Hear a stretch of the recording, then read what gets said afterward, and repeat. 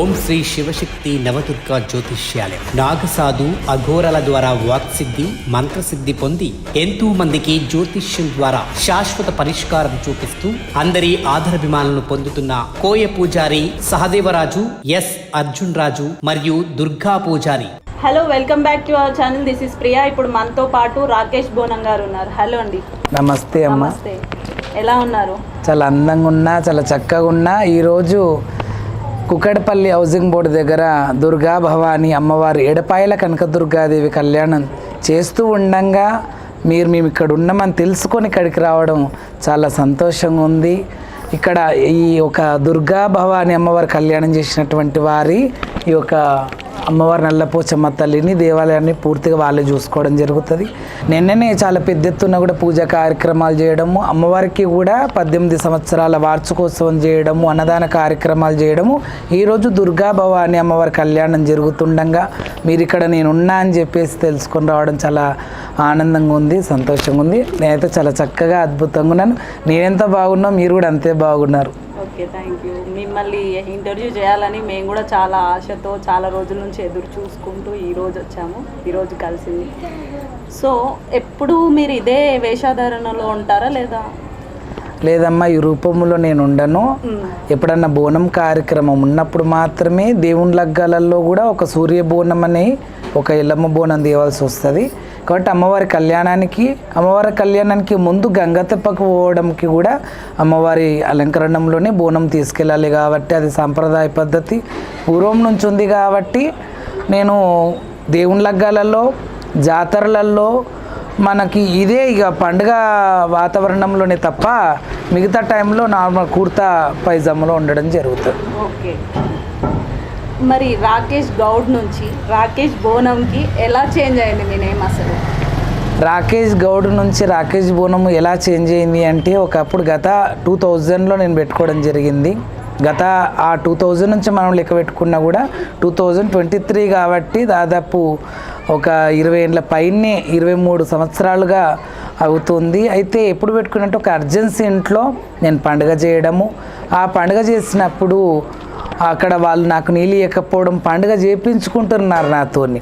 కానీ నీళ్ళు ఇవ్వడానికి అనదర్ క్యాస్ట్, పెద్ద క్యాస్ట్ వాళ్ళను, ఒక ముద్రాజు వాళ్ళను చూసుకున్నారనమాట. నాకు భోజనం పెట్టడానికి, నాకు నీళ్ళు ఇవ్వడానికి, ఛాయ్ ఇవ్వడానికి. ఏంటమ్మా అన్నీ పక్కింటోళ్ళు వచ్చేస్తున్నారు ఏంటి నాకు అని అంటే, లేదు మేము అర్జెన్సీ కాదంటే, మరి పండుగ ఎందుకు చేయించుకుంటున్నారు నాతోని? మీరేవి నాకు ఇవ్వనప్పుడు మీరు మీ ఇంట్లోకే నేను వచ్చి ఎందుకు పండుగ చేయాలా? తప్పు కదా. అంటే ఇప్పుడు నా గాడుపు మీరు వీడ్చుకుంటున్నారు, మీ గాడుపు నేను వీడ్చుకుంటున్నాను. మనకు అన్ని భూతాలు ఒకటే, అంటే సమస్త భూతాలు అంటే పంచభూతాలు అంటారు కదా. పంచభూతాలు అష్టదిక్పాలకులు అన్నీ కూడా సమానం, సూర్యచంద్రులు కూడా సమానం అయినప్పటికీ మరి ఇవన్నీ ఏందమ్మా చిన్న కులాలు పెద్ద కులాలు అవి అయితే నాకు పట్టింపు లేవు అని చెప్పి నేను చెప్పడం జరిగింది. మీరు పెద్ద కులం అంటే నాకు తెలిసింది అంటే నేను చెప్పలేదే, నేను పలానా క్యాస్ట్ అని నేను ఎక్కడ కూడా చెప్పను. ఎక్కడికి పోయినా కూడా మీరు వినిండొచ్చు రాకేష్ బోనం అని మాత్రం ఉంటుంది తప్ప ఆ రాకేష్ బోనానికి గౌడ్ అని మాత్రం ఎక్కడ కూడా మెన్షన్ చేసి ఇప్పటికి 1,00,000 కోటి వీడియోలు యూట్యూబ్లో పడ్డప్పటికీ రాకేష్ బోనం రాకేష్ ఇంకేదైనా యాడ్ చేస్తే అన్నాను యాడ్ చేస్తారు. కానీ అంత తప్ప ఎక్కడ కూడా నేను గౌడని పెట్టుకోను. కులం ఎక్కడికి పోతుంది ఉంటే ఉంటుంది, కానీ అందరి దాంట్లో అందరి గుండె లోపల అందరికి ఒక దేవుడు ఎలా అందరి సొంతమో నేను అందరి వాడని కావాలి, అందరి సొంతం నేను కావాలి. అలా కావాలన్నప్పుడు ఒక క్యాస్ట్ మనం పెట్టుకుంటే ఆ క్యాస్ట్ వాళ్ళకే మనం రీచ్ అవుతాం, అందరికీ రీచ్ కాం. ఇప్పుడు బోనం అంటే సబండ వర్ణం బతికేది బోనం. ఎట్లా డప్పులు డప్పు కొడతారు, కుండతోని కుమ్మరోళ్ళు బతుకుతారు, ఇట్లా ఈచ్ ఎవరి వన్ క్యాస్టులు బతుకుతారు ఈ బోనాల ఫెస్టివల్లో కూడా. అలా బోనం ఎట్లా అందరి కులాలల్లా ఎట్లా ఉంటుందో, అందరి గుండెలో ఎట్లా ఉంటుందో బోనం అనేది నేను కూడా అందరి గుండెలో ఉండాలనే రాకేష్ బోనముగా మార్చుకున్నా. కాబట్టి రాకేష్ గౌడ్ రాకేష్ బోనముగా మారడం జరిగింది. అప్పటి నుంచే అర్జెన్స్గా అన్ని కులస్తులు నా కులమే. ఎవరి కులస్తులలో నేను పండుగలు కానీ బోనాలు కానీ చేస్తానో వాళ్ళు ఏ కులస్తులో నాకు ముందే తెలుస్తుంది. కాబట్టి నేను కూడా అదే అని చెప్తాను. ఏ మూలకో వాళ్ళకి గౌడం తెలుస్తుంది, కానీ అబ్బా మా కులమే చెప్పుకుంటున్నాడు అని ఒక మంచి భావన వాళ్ళ ఆత్మలో ఉంటుంది, వాళ్ళ సంతోషమే వేరుంటుంది. దేవుడు అనేవాళ్ళు ఉన్నారా? నా డౌట్. పాజిటివ్ నెగిటివ్ ఎలా ఉన్నాయో, ఒక మగ ఆడ కలిస్తే సంతానం ఎలా జరుగుతుందో అలాగే దేవుడు దయ్యము మంచివారు చెడ్డవారు. మంచివారు ఉన్నప్పటికీ చెడ్డవాళ్ళు కూడా ఉన్నారు. పాజిటివ్ ఉన్నప్పుడు 2 పాజిటివ్లు కానీ 2 నెగిటివ్లు కానీ కలిస్తే కరెంట్ కూడా రాదు. పాజిటివ్ నెగిటివ్ ఎలాగో ఈ భూమండలము ధర్మపాదం మీద నడవడానికి కారణం ఇటు చెడు అటు మంచి రెండిటికి సమానత్వం ఉంటుంటేనే, ఫైటింగ్ జరుగుతుంటేనే కాదు మరి ప్రపంచం ముందుకు పోయేది. కాబట్టి పాజిటివ్ నెగిటివ్, మంచివారు చెడ్డవారు ఉన్నట్టుగానే దేవుళ్ళు దయ్యాలు కూడా ఉంటాయి. ఇప్పుడు మనకు రాజులు ఉన్నారో లేదో అనిపిస్తుంది, ఇప్పుడు మనకు రాజులు ఉన్నారో లేదో అని మనకు అనిపిస్తుంది. కానీ మనకు ఇక్కడ మనకు రాజులు ఉన్నారు, పరిపాలన చేసిన మనం చూడడానికి కాకతీయ రాజులు, గోల్కొండ కోట ఇలాంటి ఎన్నో రాజభవనాలు ఉన్నాయి. రాజులు పరిపాలించరు, శిలాశాసనాలు కూడా ఉన్నాయి, తాళప్రత గ్రంథాలు కూడా ఉన్నాయి. కాబట్టి ఉంటాయమ్మా, ఉంటాయి. మీకు నమ్మకం ఉంది దేవుడు ఉన్నాడు. మరి దేవుడు అనేవారు రాకపోతే నేను మీ అందరికి ఎట్లా పరిచయం అవుతుంటే? ఓకే, మరి మీరు ఇన్ని పూజలు చేస్తారు, ఇన్ని కార్యక్రమాలకి పాల్గొంటారు. సో మీ అమ్మాయిని దేవుడు ఎందుకు కాపాడలేకపోయాడు? దేవుడు అంటే భూమి మీదకి ప్రతి ఒక్కరూ రాక తప్పది, పోక తప్పది, ఎవరికైనా సరే. సాక్షాత్తు శివుని బిడ్డ శివనెల్లి మాత అఖండ జ్యోతి రేణుకాదేవియే ఎవరి బిడ్డ అని చెప్పుకుంటున్నాం మనం ఇక్కడ? సాక్షాత్తు శంకరుని బిడ్డ అని చెప్పుకున్నప్పటికీ ఆమె పుట్టలోపల పుట్టినప్పటి నుంచి శంకరుడు ఒడికి తీసుకుని పార్వతమ్మ ఒడికి తీసుకున్నప్పటి నుంచి పున్నామ నరకమే పడింది కదా. చూసుకోలేడా? తన కూతుర్ని తను కాపాడుకోలేడా? ఆ ప్రకారంగా రేణుకాదేవి 24 సంవత్సరాలు భర్తను కోల్పోయి రెండముండగా జీవితాన్ని నడిపిస్తూ 24 సంవత్సరాలు మళ్ళా ఆ యొక్క భర్త డొక్కలో నుంచి వచ్చినటువంటి రక్తాన్ని తాగడం వల్ల 4 కొడుకులు 1 కూతురు ఉద్భవించిండ్రు. అంటే రేణుకాదేవికి 4 కొడుకులు 1 కూతురు. ఆ యొక్క కడుపు లోపల పుట్టినటువంటి కొడుకుతో కూడా పున్నామ నరకం పడుతూ కాకుండా మళ్ళా 24 సంవత్సరాల తర్వాత భర్తను లేపుకుంది రేణుకాదేవి. ఆ భర్తను లేపుకున్న తర్వాత కూడా అర్థం చేసుకోకుండా నేను 7 అంతరాల బోనం, నాకు ఆపద వచ్చినప్పుడు 7 అంతరాల బోనం తెచ్చి నాకు పెట్టమనంటే నాకు బోనం కాకుండా మీ మేనబావలకు పెట్టుకున్నావు. నడమ ఎవరో దొంగేషం వేసుకొని వచ్చి నువ్వు అంత గుర్తుపట్టలేవా నీ బావల్ని? అలాంటిది నీ బావలకు నువ్వు బోనం పెట్టినావు, నన్ను చంపుకున్నావు రేణుక అని కోపం మీద కుష్టి వ్యాధి పెట్టిండు. అంటే రేణుకాదేవి జగన్మాత కూడా ఎన్ని బాధలు పడాలా? కాబట్టి కర్మ అనేది దేవుళ్ళకు మనుషులకు సమానత్వం ఉంటుంది. నేను ఎన్ని సంవత్సరాలు బతకాలి, ఎన్ని రోజులు నేను ఉండాలి, నావి ఏమేం పనులు ఉన్నాయి భూమి మీద, ఆ యొక్క పనులు అయిపోయిన మరుక్షణమే ఇంకా రేపా, ఎల్లుండా, సంవత్సరమా, రేపు ఉదయము ప్రతిరోజు సూర్యుడిని చూస్తాను అని అగ్రిమెంట్ చేయగలుగుతామా మనం? ఒకరోజు చూస్తావు, ఒక 10 సంవత్సరాలు చూస్తావు, కానీ ఎల్లకాలాలు అన్నీ మన ఆ ప్రకారంగా మనం చూడలేం కదా. కాబట్టి ఎవరెవరికైతే ఎంతెంత వరకు ఆయుష్ ఉంటుందా, కొంతమంది అన్నారమ్మ బోనం ఎత్తుకొని నీళ్ళల్లో దిగడం వల్ల అది తప్పు కాబట్టి గంగమ్మ తల్లి తీసుకుంది అని. మీరు అడిగిన మంచి క్వశ్చన్కి నేను చెప్తున్నాను. చాలామంది వరదలు వస్తున్నాయి, వరదలలో కొట్టుకుపోతున్నారు, డ్రైనేజ్లో పడిపోతున్నారు, పెద్ద వాళ్ళు కూడా పడతారు, చిన్నపిల్లలని కాదు. రీసెంట్గా మా ఇంటి దగ్గర 70,000 జీతం ఉన్న గవర్నమెంట్ ఉద్యోగి కూడా అందులో పడిపోయి మూసీ నదిలో తేలింది. పెద్ద క్షేత్రాలకు వెళ్తుంటారు, పాపికొండలు అక్కడక్కడ మీకు తెలుసు, 30 మంది చనిపోయారు, 40 మంది చనిపోయినరని. కాబట్టి అలా నేను ఒక్కడిని తప్పు చేస్తేనే నీళ్ళలోకి దిగుతేనే మా అమ్మ గంగమ్మ తల్లి నా బిడ్డను తీసుకపోతే మరి లోకం మీద వాళ్ళందరూ ఏం బోనాలు ఎత్తుకొని దిగలేదు కదా నీళ్ళల్లో. మరి వాళ్ళకి ఎట్లా సంభవించింది? గంగతోనే కాదు, కొందరికి గంగతోని గండాలు ఉంటాయి, కొందరికి అగ్నితోని గండాలు ఉంటాయి, కొందరు ఇలా రావాలి, అలా కొందరికి పుడుతూనే భూమి మీదకి రాగానే తల్లిదండ్రులను కూడా చూడకముందే చనిపోతారు. వాళ్ళకి అంతవరకే ఆయుష్ ఉంటుంది. మనం అనుకుంటాం ఏదో సంథింగ్ ఇస్ రాంగ్, ఏదో మందు వల్లనో లేకపోతే ఏదన్నా నర్సు ఏదన్నా నకిలీ ఇంజెక్షన్ ఇచ్చిర్రా లేకపోతే నకిలీ మందులు ఏమన్నా ఇస్తేనే నాకు కాన్పై అట్లా చనిపోయారు. కొందరు పిల్లలు పుట్టగా తల్లి చనిపోతుంది పురుట్లని. కాబట్టి అదంతా దైవ సంకల్పం. ఆ దైవం అలా నిర్ణయించింది, నాకు చిన్న కూతురుగా మా అమ్మ రావాలి, ఆమె ఆఖరి కోరికలు నెరవేర్చుకోవాలి. అలా నెరవేర్చుకున్నాక అమ్మ మళ్ళీ కైలాసానికి పోవాలి. ఏదో కొద్ది గడువు, ఎందుకంటే చనిపోయి ఆకాశంకి దేవుళ్ళ దగ్గరికి పోయిన వారికి ఎక్కువ గడువులు ఉండవు. కొద్ది గడువుల మీదనే రావడం, వాళ్ళు అన్ని పనులు చూసుకొని వెళ్ళిపోవడం. ఆది శంకరాచార్యులు జగద్గురువులు సాక్షాత్తు శంకరుడనే మనం చెప్పుకుంటున్నాం ఈరోజు. మన భారత ఖండం 4 సార్లు పాదయాత్ర చేసినటువంటి సాక్షాత్తు జగద్గురువులు ఆది శంకరులు 28 ఏళ్ళకే చనిపోవడం జరిగింది కదా. మరి కాబట్టి ఎవరైనా సరే వాళ్ళ ఆయుష్ ఎంతవరకు ఉంటే అంతవరకే ఉంటారు, తర్వాత వెళ్ళిపోవాల్సిందే. నేను మీరందరం కూడా ఇక్కడున్న ఈ సకల జనం కూడా అమ్మ పాదాల చెంతకు చేరాల్సిందే. కాబట్టి కాస్త నా బిడ్డ ముందు పోయింది, రేపు ఎల్లుండో మనం పోక తప్పది, అంతే.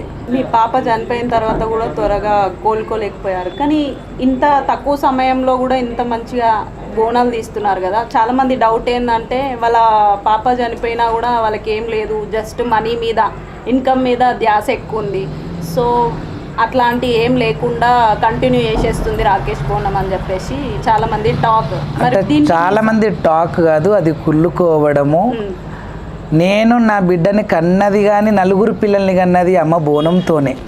నాకు ఎవరో ఏదో కూర్చుంటేనో, మాకు తాతల ముత్తాతల ఆస్తులు ఏం లేవు. కష్టం చేసుకోవాలా, కష్టం చేసుకొని పిల్లల్ని సాదుకోవాలా. నేను సంవత్సరం రోజులు మైలు వచ్చిందని నేను ఇంట్లో కూర్చుంటే, ఏదైనా మా ఇంటికి ఏదన్నా సపరేట్గా మైలగాని వస్తే అది మా ఇంటి కుటుంబం వరకు మాత్రమే ఉంటుంది. ఇప్పుడు పంతులు ఉన్నారమ్మా, దేవాలయంలో పంతులు గారు పూజలు చేస్తారు. వాళ్ళ అమ్మగారు పోయినా వాళ్ళ నాన్నగారు పోయినా వాళ్ళు మనలాగానే మనుషులు కదా. పంతులైనప్పటికైతే పైనుంచి వాళ్ళు ఏమీ ఊడిపడలేదు కదా, వాళ్ళని కూడా ఒక అమ్మనైననే కన్నారు కదా. అంతెందుకు మొన్న నరేంద్ర మోడీ గారు కూడా ఉన్నారు, మన దేశ ప్రధాని. ఆయన కూడా తల్లికి అంత్యక్రియలు చేసిన మరుక్షణం ఒక హాఫ్ అన్ అవర్లో ఆయన జాబ్లోకి ఆయన వెళ్ళిపోయిండు. అంటే మన పద్ధతులు ఏంటి, దాదాపు మన పద్ధతులు ఒక 12 రోజులు పొలిమేర దాటొద్దు, 12-15 రోజులు. మరి ఇక్కడ ఆయనకు వృత్తి ఎక్కువ, ఎందుకంటే ఆయన దేశాన్ని పరిపాలిస్తున్నాడు, ఎన్నో బరుగు బాధ్యతలు ఉంటాయి. ఆయన ఒక దేవుని తర్వాత దేవుడే కదా ప్రధాని అంటే. కాబట్టి ఆయన వృత్తికి ఆయన ఎలా వెళ్ళిపోయి సేవలు చేసుకుంటున్నాడో, మరి నా వృత్తికి నేను కూడా చేసుకోవాలి కదా. మరి రేపు నా పిల్లల్ని సాదేది ఎవరు? నేను ఎందుకంటే పెళ్లి చేసుకోకుండా ఆయన సింగిల్ కాదు కదా. సింగిల్గా ఉంటే గింత అన్నం సరిపోతుంది నాకు. కానీ మరి నా జీవితం, నా కుటుంబంలో ఏమన్నా జ్వరం వస్తుంది, సర్ది వస్తుంది, ఆకలి అవుతుంది, మరి వాళ్ళకు కూడా ఎంతో డబ్బు ఖర్చు అవుతుంది. మరి నేను ఎక్కడికి వెళ్ళి తేవాలి? నేను బయటికి వెళ్ళి కష్టం చేస్తేనే కదా వచ్చేది. కాబట్టి నేను వెళ్తా, నేను చేసుకుంటా. దాంట్లో తప్పు పట్టే వాళ్ళు తప్పు పడతారు, ఒప్పు పట్టేటోళ్ళు ఒప్పు పడతారు. దాంతో మనకు సంబంధం ఉండదు. మనము చనిపోయిన నట్టింట్లో పీనుగని పెట్టుకొని మన పని మీద మనం పోయినామంటే దాన్ని ఖండించాలా, మన శిరసు తీసేయాలా. అసలు వీడు మనిషే కాదనాల. కాబట్టి మనం ఉంటున్నాం, ఎవరేమైనా కూడా ఒక నెల రోజులు దాన్ని పాటించి 41 డేస్ దాన్ని పాటించిన తర్వాతనే మనం గుమ్మం దాటి బయటకు వస్తున్నాం. పంతులు గారులు ఉంటారు కదా, వాళ్ళు 12 రోజులే పాటిస్తారు. 12 రోజు వాళ్ళు దీపం పెడతారు ఇంట్లో కంపల్సరీగా, అన్నీ కూడా కార్యక్రమాలు చేసుకుంటారు. ముస్లిమ్స్ ఉంటారు, సంవత్సరం రోజులు పాటించరు, 41 డేస్ పాటించి ఆ తర్వాత మళ్ళీ పండుగలు, పబ్బాలు, పెళ్లిళ్ళు, పేరంటాలు కూడా ముస్లిమ్స్ చేసుకుంటారు. సంవత్సరం రోజులు చేతులు కట్టేసుకొని ఒక దగ్గర కూర్చోమని ఏ ధర్మం చెప్పలేదు. మీ పనులు చేసుకోమని చెప్పింది. ఆ ప్రకారంగా నా పని నేను చేసుకుంటున్నాను. ఇది కూడా ధర్మంలో ఒక పని. పైసలు నాకు వచ్చేది పక్కకు పెడితే, ఒక బోనం ఎత్తుకొని అమ్మవారికి ఆటలాడి పాటలు పాడి అమ్మవారు ఆవాహనమై ఇవన్నీ చేసిన తర్వాత అమ్మవారికి బోనం పెడుతున్నప్పుడు సర్వేజన సుఖినో భవంతు అని మా వంతు ఆశీర్వచనం మేము ఇస్తుంటాం. ఇది అమ్మవారు మీకు ఇలా బోనం ఎత్తుకోగానే వస్తుందా, లేకపోతే మీరు యాక్టింగ్ ఏమైనా చేస్తారా? యాక్టింగ్ చేసి చాలా మందికి రాదు. అంటే ఈ జనరేషన్లో ఇప్పుడు దాంట్లో చాలా మంది అట్లా ఉండరు, ఇట్లా కూడా ఉండరు. అట్లా కూడా ఉన్నారు, ఇట్లా కూడా ఉన్నారు. కానీ అమ్మ ఇది ఇప్పుడప్పుడు కాదు, నా ముచ్చట 30 సంవత్సరాలు, దాదాపు 30 సంవత్సరాలు నా జీవితం గడుస్తుంది ఇందులోనే. నేను ఒక 4-5 సంవత్సరాలు చిన్నపిల్లగా ఉన్నప్పుడే కన్ను పెట్టింది. మా అమ్మ పుట్టతోనున్నప్పుడు, మా అమ్మ కడుపుతోనున్నప్పుడే పూజ గదిలో ఊరు లోపల, అది కూడా మాది నల్గొండ దగ్గర చండూరు మండలము, ఊరు వచ్చేసి గ్రామం వచ్చేసి అంగడిపేటలో కొత్తగా పెండ్లైన తర్వాత ఒక 1 ఇయర్ లోపలనే, అంటే దాదాపు 1-2 నెలల్లో నేను కడుపులో పడడం. 5 నెలల గర్భవతి అయినప్పటికీ ఆ యొక్క గుడి లోపల వద్దు కళ అట్లా పూజ మందిరంలో పండొద్దు, గర్భంతో ఉన్నావు నువ్వు అంటే, లేదు నేనే వండుకుంటాను. అమ్మ ఆడ వండుకోవడము. ఇక అంతలే ఆ తల్లి జగన్మాత కూడా నాయనమ్మకి అమ్మవారు వచ్చేది కాబట్టి మరి ఆ ప్రకారంగా వచ్చింది అనుకుంటా. అంటే అప్పుడే కన్ను పెట్టిందో ఏమో తెలియదు, కానీ ఒక 4-5 ఏళ్ళు అయినప్పుడు కూడా పడిపోయినంట. 7 ఏళ్ళ పిల్లగానికి అమ్మవారు వచ్చింది. ఇప్పుడు నాకు 35 సంవత్సరాలు. ఆ ప్రకారంగా జీవితం గడుస్తూ వచ్చింది. ఇన్ని ఏళ్ళ సిగంలో ఇప్పుడు కొత్తగా చూస్తున్నాను నేను కూడా. ఒక 4-5 ఏళ్ళ నుంచి వాళ్ళ ఆటలేందో వాళ్ళ పాటలేందో నాకు కూడా అర్థం కావట్లేదు. చాలామంది అప్పుడే ఆడడం, అప్పుడే ఆగిపోవడం, ఎన్నో రకాలుగా చేస్తున్నారు. కానీ 30 ఏళ్ళ నుంచి చూస్తున్న భక్తులు లేరా?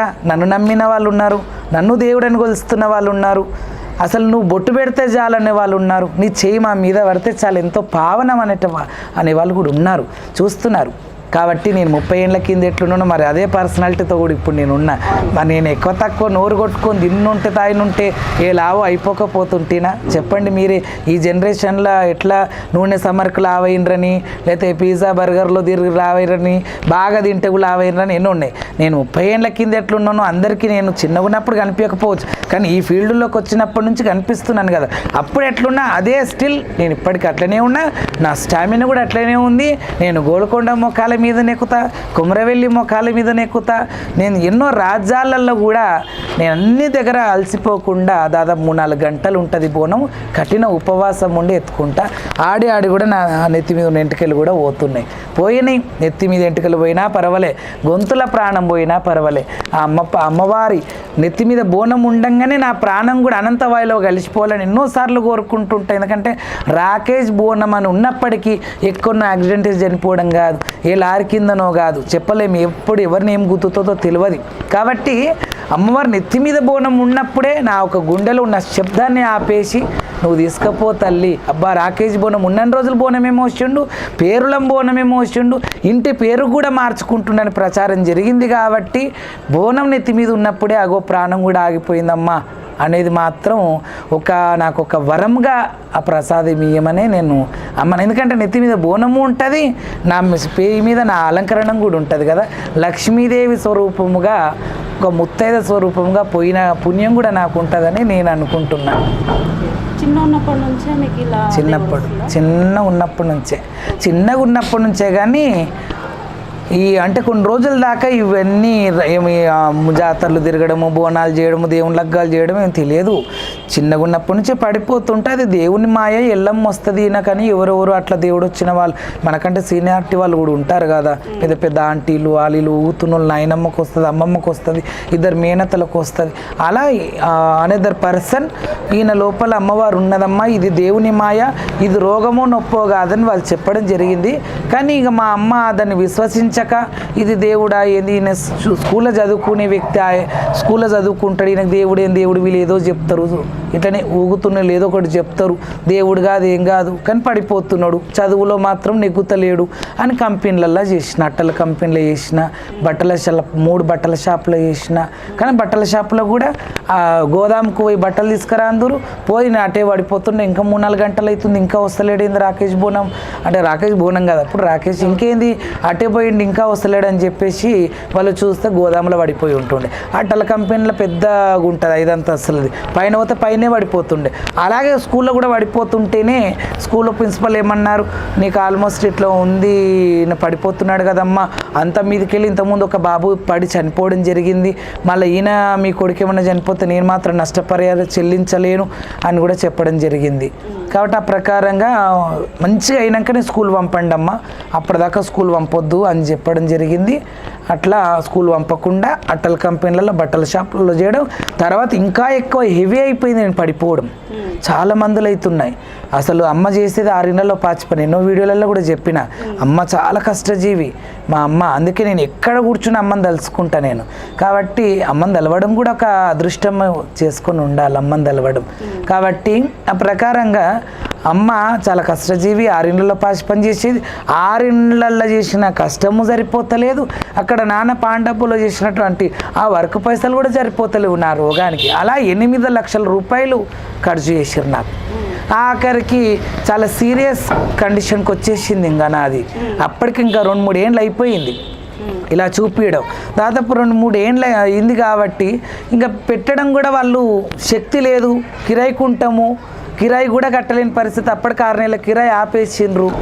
అది ఇంకా మా అత్తమ్మ అవుతుంది కాబట్టి ఆ ఊకుంది, అట్లా అదొక సంవత్సరం కిరాయి అయిపోయింది.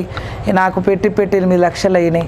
ఆఖరికి చనిపోయే స్టేజ్ వరకు ఏమన్నా వస్తే అప్పుడు ఇతరులు చెప్పిన మాటలకి చెరుగట్టు రామలింగేశ్వర స్వామి దగ్గర అక్కడ వేయండి, ఇంకేమన్నా ఉంటే దయ్యమైతే వారిపోతుంది, దేవుడైతే వస్తారు అని చెప్పడం వల్ల అక్కడ 2-3 డేస్ ఉండడం వల్ల స్వప్నంలోకి రేణుకాదేవి వచ్చింది. పుట్టలో నుంచి ఒక పామయ్య వెళ్ళడం, తర్వాత గొర్రెల కాపరి లెక్క చెరుగట్టు రామలింగేశ్వర స్వామి అలా వస్తారట ఆ యొక్క రూపాలల్లో.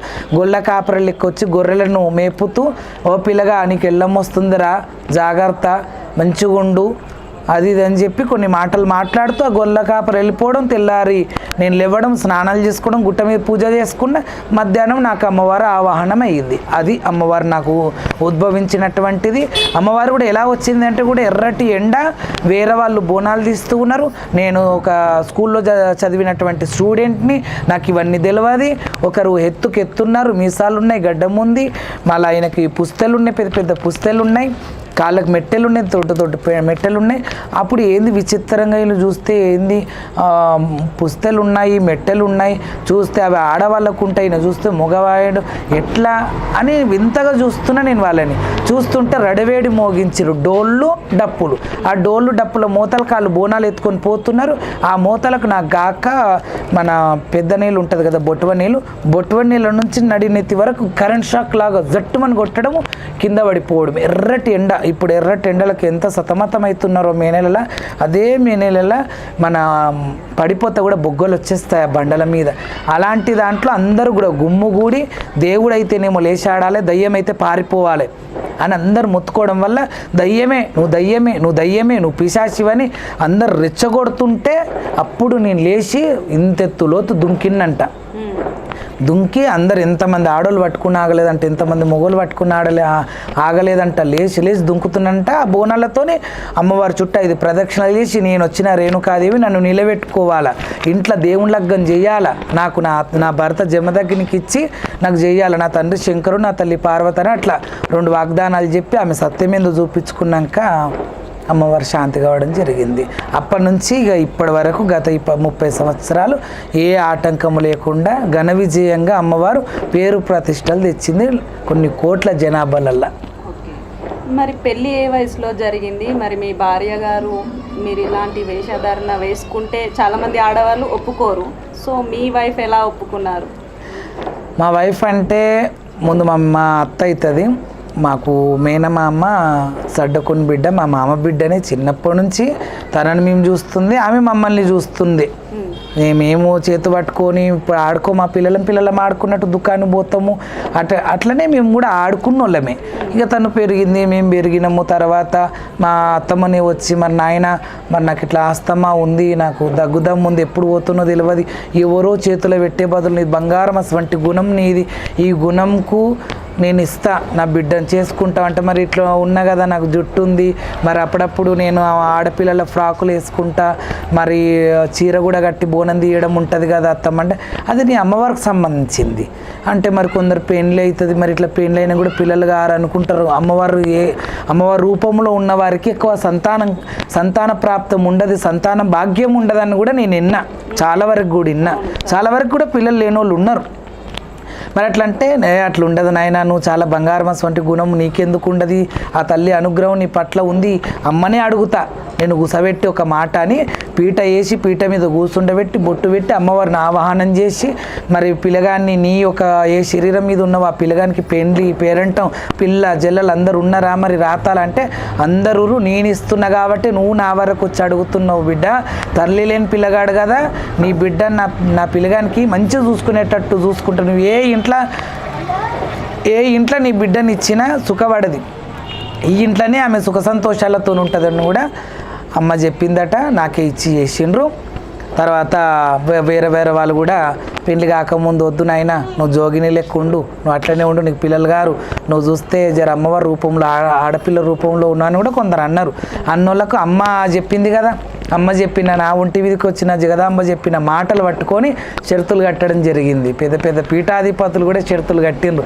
అసలు పెళ్ళే కాదని షరతు కట్టిన వాళ్ళు ఉన్నారు, పెళ్ళి అయినాక ఓడిపోయిండ్రు. పిల్లలే కాదని షరతు కట్టిన వాళ్ళు కూడా సంవత్సరం లోపలనే నా పెద్ద బిడ్డ శివకరుణేశ్వరి మంగళవారం ఏకాదశి దశమికి నా బిడ్డ పుట్టడం జరిగింది.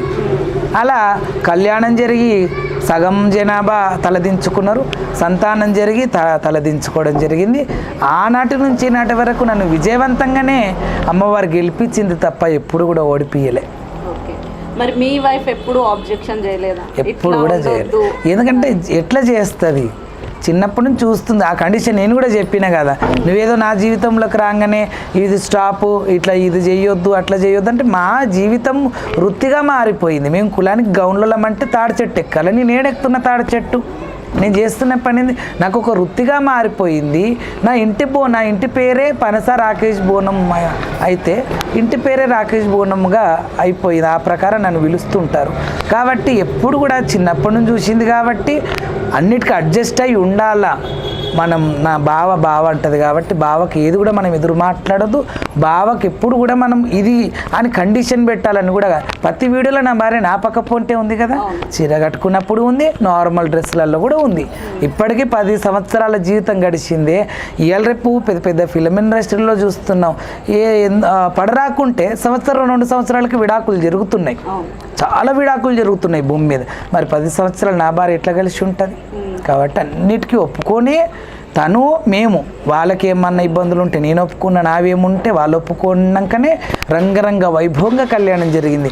మీరు కూర్చున్నంత దూరంలో నా కళ్యాణ మండపం, ఇక్కడ మా చెల్లె కళ్యాణ మండపం, అలా నా పెండ్లి ఆమె పెండ్లి ఒక 1/2 అవర్ తేడాలోనే జరిగింది. అలా కలిసి కట్టి చేసుకొని కన్యాదానం చేయడం జరిగింది. అలా తర్వాత మళ్ళీ పెద్దమ్మ కూతురికి కూడా 4 కూతుర్లు పెద్దమ్మకి, అప్పుడు కూడా చెల్లెకి కన్యాదానం చేసినాం పెద్దమ్మ బిడ్డకి. అంటే ఈ చిన్న వయసులోనే 3 కన్యాదానాలు చేసిన పుణ్యం ఉంది మాకు.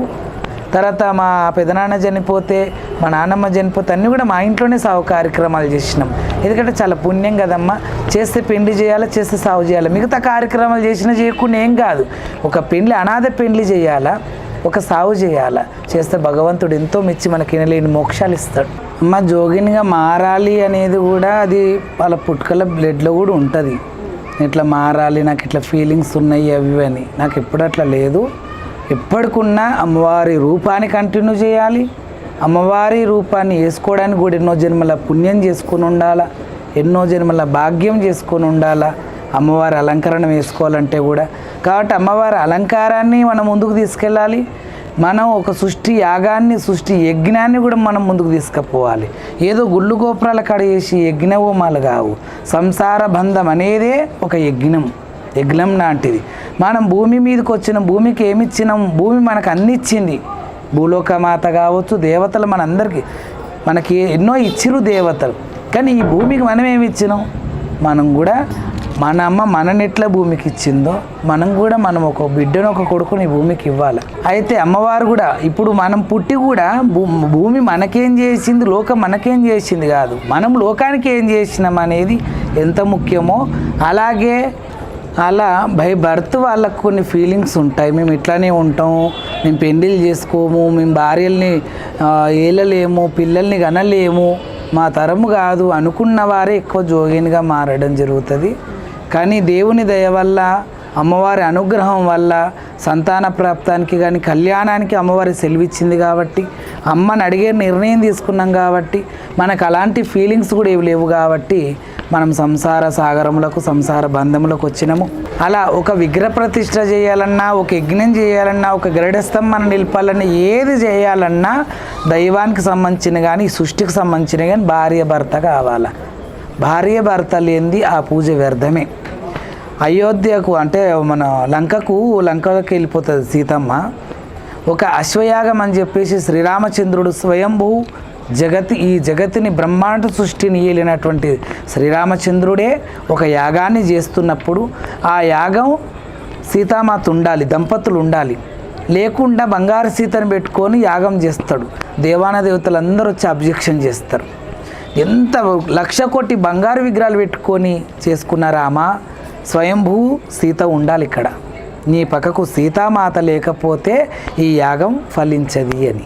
అప్పుడు సీతమ్మ అక్కడికి ఆమె ఆత్మరూపంలో వచ్చి బంగారు సీతలో కలిసి అప్పుడు యాగం సంపూర్ణంగా జరిగి అశ్వయాగం గెలవడం జరుగుతుంది.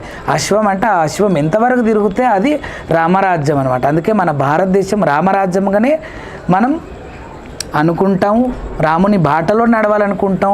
ప్రతి ఒక్కరు కూడా రామ బాటలోనే, ప్రతి ఒక్క బాలుడు కూడా నడవాలనుకుంటాం. కాబట్టి అలా నా గుణానికి ఇలా ఉండాలనిపించింది, పెళ్లి చేసుకోవాలనిపించింది. రాముడు నడిచిన బాటలో మేము కూడా నడవాలనిపించింది. రామయ్య కూడా 2 కొడుకులు ఉన్నారు, లవకుశులు. అలాగే మాకు చక్కటి 3 బిడ్డలు, 1 కొడుకు ఉండే. కానీ భగవంతుడు రా అనడం వల్ల నా కూతురు వెళ్ళిపోయింది. కానీ అలా మేము కూడా రాముని బాటలో నడిచేటోళ్ళమే. ఒక సంసార బాటలో, సంసారం అంటేనే ఒక సంసార సాగరం, అది సముద్రంలో అందరూ కూడా ఇది లాస్ట్ వరకు గెలవలేరు. కొందరు గెలుస్తారు, కొందరు ఓడిపోతారు, కొందరు మధ్యలోనే డ్రాప్ అయిపోతారు, చనిపోవడమో ఊరేసుకోవడమో ఏదో ఆర్థిక ఇబ్బందులు వచ్చు. కానీ నేను సంసార సాగరాన్ని ఇది ఆ జీవితాన్ని గెలవాలి. అమ్మవారి కార్యక్రమంలో కూడా పూర్తిగా ఒక నిండు 100 ఏండ్ల వయసు వరకు నన్ను 100 ఏండ్ల దాకా బతికిచ్చినా కూడా మరీ ఎక్కువ ఆడకపోవచ్చు. ఒక ఏజ్ వచ్చినప్పుడు కాళ్ళు నొప్పులు, కీళ్ళ నొప్పులు వస్తాయి. ఇప్పటికీ ఆల్మోస్ట్ కొన్ని ఉంటుంటాయి.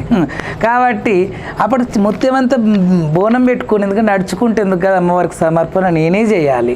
ఆ రెక్కలల్లో బలం ఆ తల్లి నాకు ఇవ్వాలి. కాబట్టి ఇప్పుడు కూడా అలాంటి ఫీలింగ్స్ నాకు రావు. రాముని బాటలో నడిచేటోళ్ళము మేము, 4 రాముని బాటలో నడిచిన వాళ్ళమే. కాబట్టి మేము సంసార బంధంలో ఉన్నాం. కాబట్టి ఇంకా 4 కూడా అలా చేంజ్ అయ్యిదాము అనుకున్న వాళ్ళని కూడా మార్చినాం మేము. అది కూడా ఒక పుణ్యమే కదమ్మా. కాబట్టి ఎందుకంటే వాళ్ళ జీవితం స్పాయిల్ అయిపోతారు. వాళ్ళు ఆ స్పాయిల్ అయిపోకుండా మేము 4 మార్చిన పుణ్యం కూడా మాకు ఉంటుందని అనుకుంటున్నా.